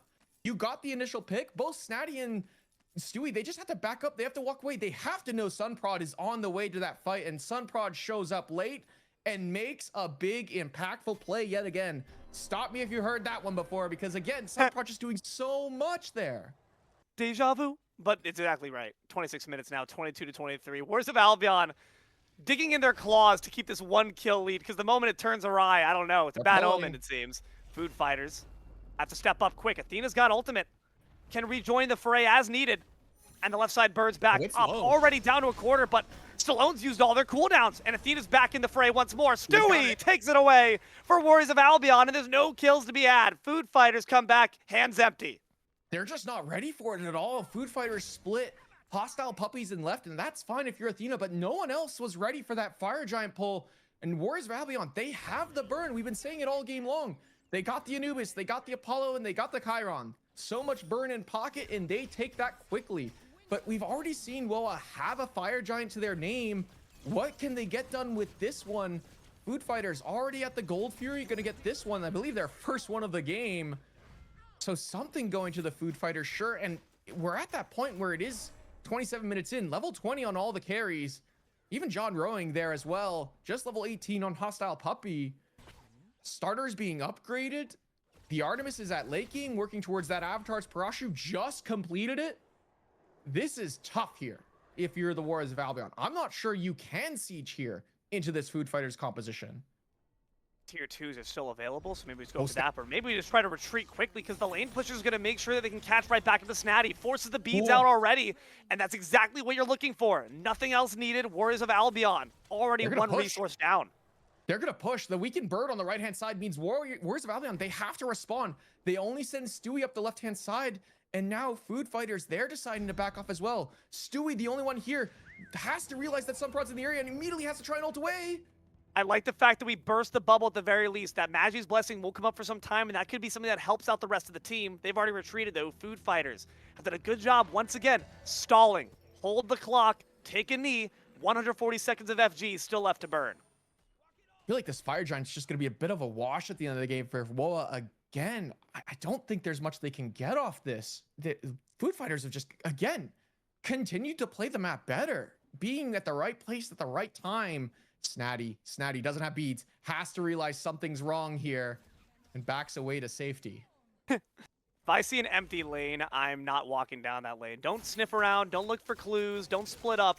That's how you end up on a milk carton. Nonetheless, Snaddy doing a good job at staying safe. These tier 2s are going to go down. Once again, it's seeing Food Fighters that have the advantage, or rather, Food Fighters making the moves, but Warriors of Albion with the advantage on paper. Now they can finally put it to good use. Taking down the left side bird, but Snaddy's dead and the mid bird's burned away. Is it going to be an end call? No way. They storm the Titan now. In the sky goes the Newt, but not enough damage to compute. Got to back off. Thank God the grab was off. Again, the right Phoenix goes the way for Warriors of Albion at the very least when this goes another Fire Giant fight. But man, Food Fighters just continuing to make Warriors of Albion so scared to push a bird here and grouping so much better. Pyromancer are going to go their way as well now. And man, this is set to go the distance, D'Lo. This is spooky here. Warriors of Albion, it feels like they've had control for a majority of this game, but again, they're having a hard time closing it out. Canceling my 6:45 plans right now, SpiritedBook, because we're here for the long haul. 30 minutes already, and it might just be in one more that goes to 50. Food Fighters, now all tied up on the kill board at the very least, so you can feel good about that. But having to nurse this left side bird feels rough. The bright side is they've done it once. They can do it again. FG's coming back soon. How can Warriors of Albion take the next fight more decisively? Because we cannot let it go awry again. Stewie just has to live. I feel like there's so much damage on Woa that they can just take Kveyka or another key target low enough, and Stewie just has to commit the ultimate and then walk away, play with the backline of Stallone and Inferno, and help take down the members like Johnrowing and Sunprod who are trying to dive instead of trying to help out Snaddy. Snaddy can stay alive. That's his job. He wants to dive and then either finish off a kill or get away with the help of his ultimate. So Woa just have to be respectful, but I like this from Food Fighters. They're looking for an execution play off of the Athena taunt. Tizer? No, it's not even up. I'm bugging. Nonetheless, Warriors of Albion wander through the jungle looking for anyone errantly taking a traipse that could potentially become their next victim. No FG buff means that it's honestly a pretty fair fight, but Food Fighters don't want to dig 10 toes in over the tier 2. It'll go down without an issue. Just a bit more global gold and one more drop in the bucket for Woa. Snaddy? Oh no, Snaddy! Snaddy, get the hell out of there! Sun Wukong instantly hits the ultimate, but they did at least drop the Fear No Evil off Sunprod. Not the worst trade. No, I argue that's probably favoring. No, actually, no. Completely fine if you're Food Fighters. Look at that diamond tick up for Sunprod. Whoa, wait, He's what? already got it back up here. The cooldown is online here for this Humbots, and look at this. Sunprod also has Avatar's Parashu here. He's going to be swinging this next team fight. I don't know how this man got that diamond nearly filled up back to full so quickly. What? What? It's back? No way. It's back. He's got it. This or is... just about. He's almost got it. It's not up just yet, but he's going to be looking for it as Fire Giant getting lower here. This is trouble on the front lines. KillcamKenny slows the pace down a little bit. Not quite sure when to enter. The root's off the mark, but they can still get the John? grab. In the back line goes Johnrowing, but they're instantly stunned in place, forces the beads got out, it. and here comes SpiritedBook. Does SpiritedBook grab the objective? Yes. Do they stay alive? No. Paris takes him out, but it's KillcamKenny. Up next, no mobility, no life. 2 members down off Woa. Inferno has to get away here. He's low. A Big blink from Sunprod, and they'll take down the Chiron. 3 members down on the side of Woa. Food Fighters, they're going to go for the end. Yeah, Stewie to stay alive, but they're considering making a hero side play. Snaddy's still up as well, but can't get back into base. Another driving strike forces them away from the team as Johnrowing's on guard duty. And now Food Fighters stand up, 4 members strong into the throne room. What can you do about it, Jungle? Not too much. The damage is too much raining down, and Food Fighters take it in 3. What beautiful map play by Food Fighters that wins them the game. And again, it comes back to me of Warriors of Albion commit all of their damage from SpiritedBook onto the objective, and Food Fighters walk over him in the fight after. Too much expended to get that Fire Giant. And Food Fighters, man, the team that won Golden Apple. Woa made it look close, but this team just looks so scary, man. It's again, man, who was the first 2 to die, Book? We called it from the beginning. We pointed our bat to the sky. The Babe called their shot. SpiritedBook and KillcamKenny. You get off what damage you can, but if you're only playing for at least the 1v1 and never more, they could never look to the future because both Stewie and SpiritedBook never seem to trade out more than their value. Yeah, I agree. I think part of it also comes down to, I think SpiritedBook, yeah, he went for full damage. I think SpiritedBook needed to blink. I think he needed to commit the ulti and the damage in general onto the targets in front of them, cancel it early, and then blink away. I think SpiritedBook was just too immobile, was dealt with very effectively by Sunprod and Johnrowing. Johnrowing blinks forward there early before the objective is even, completely finished, and just threatens the likes of the Warriors of Albion, forces SpiritedBook to ult early, and just commits too much the objective. They get it, sure, but the fight after just goes the way of the Food Fighters. And it was close, but again, it feels like Food Fighters just had the edge. FG doesn't win games at the end of the day. Players win the games. And if you're not alive to see that buff actually come to fruition, what's even the point? Nonetheless, even though it felt like Food Fighters had the control, there were still some amazing plays on the back end from Woa. They certainly made it a fight to the finish, and one that they should feel proud of. Certainly going to be some VOD reviewing done, I'm sure, but I'm looking forward to seeing how both of these teams develop as the season continues. But as far as what we got here for you, that is all that we have for OSL. It's all my vocal cords have as well. I've been D'Lo, joined here by SpiritedBook in the booth. We've had our almighty eye in the sky, Novashark, keeping the prod lights on and that cam steady. Please thank our production for all he does. We cannot yell at games without him. And last, but certainly not least, thank you, loyal, obedient viewer, for your time. We hope you've enjoyed this series just as much as we have. Keep an eye to the sky for more OSL content coming at you in the future, as well as the next Smite Game streamer on tap. Until then, good games and good night.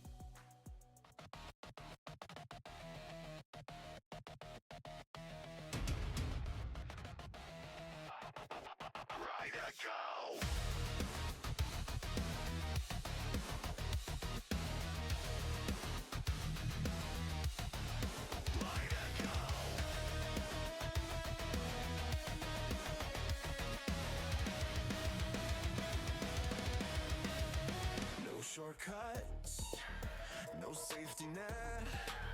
Every step earned in sweat. Long nights, same climb. Pressure builds, still I grind. Still here, still live.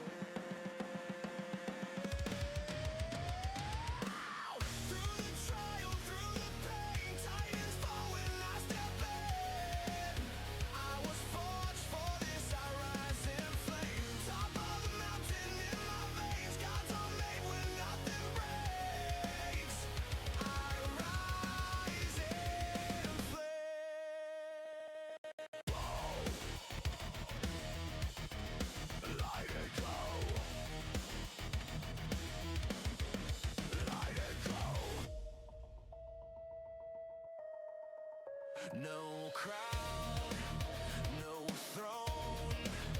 just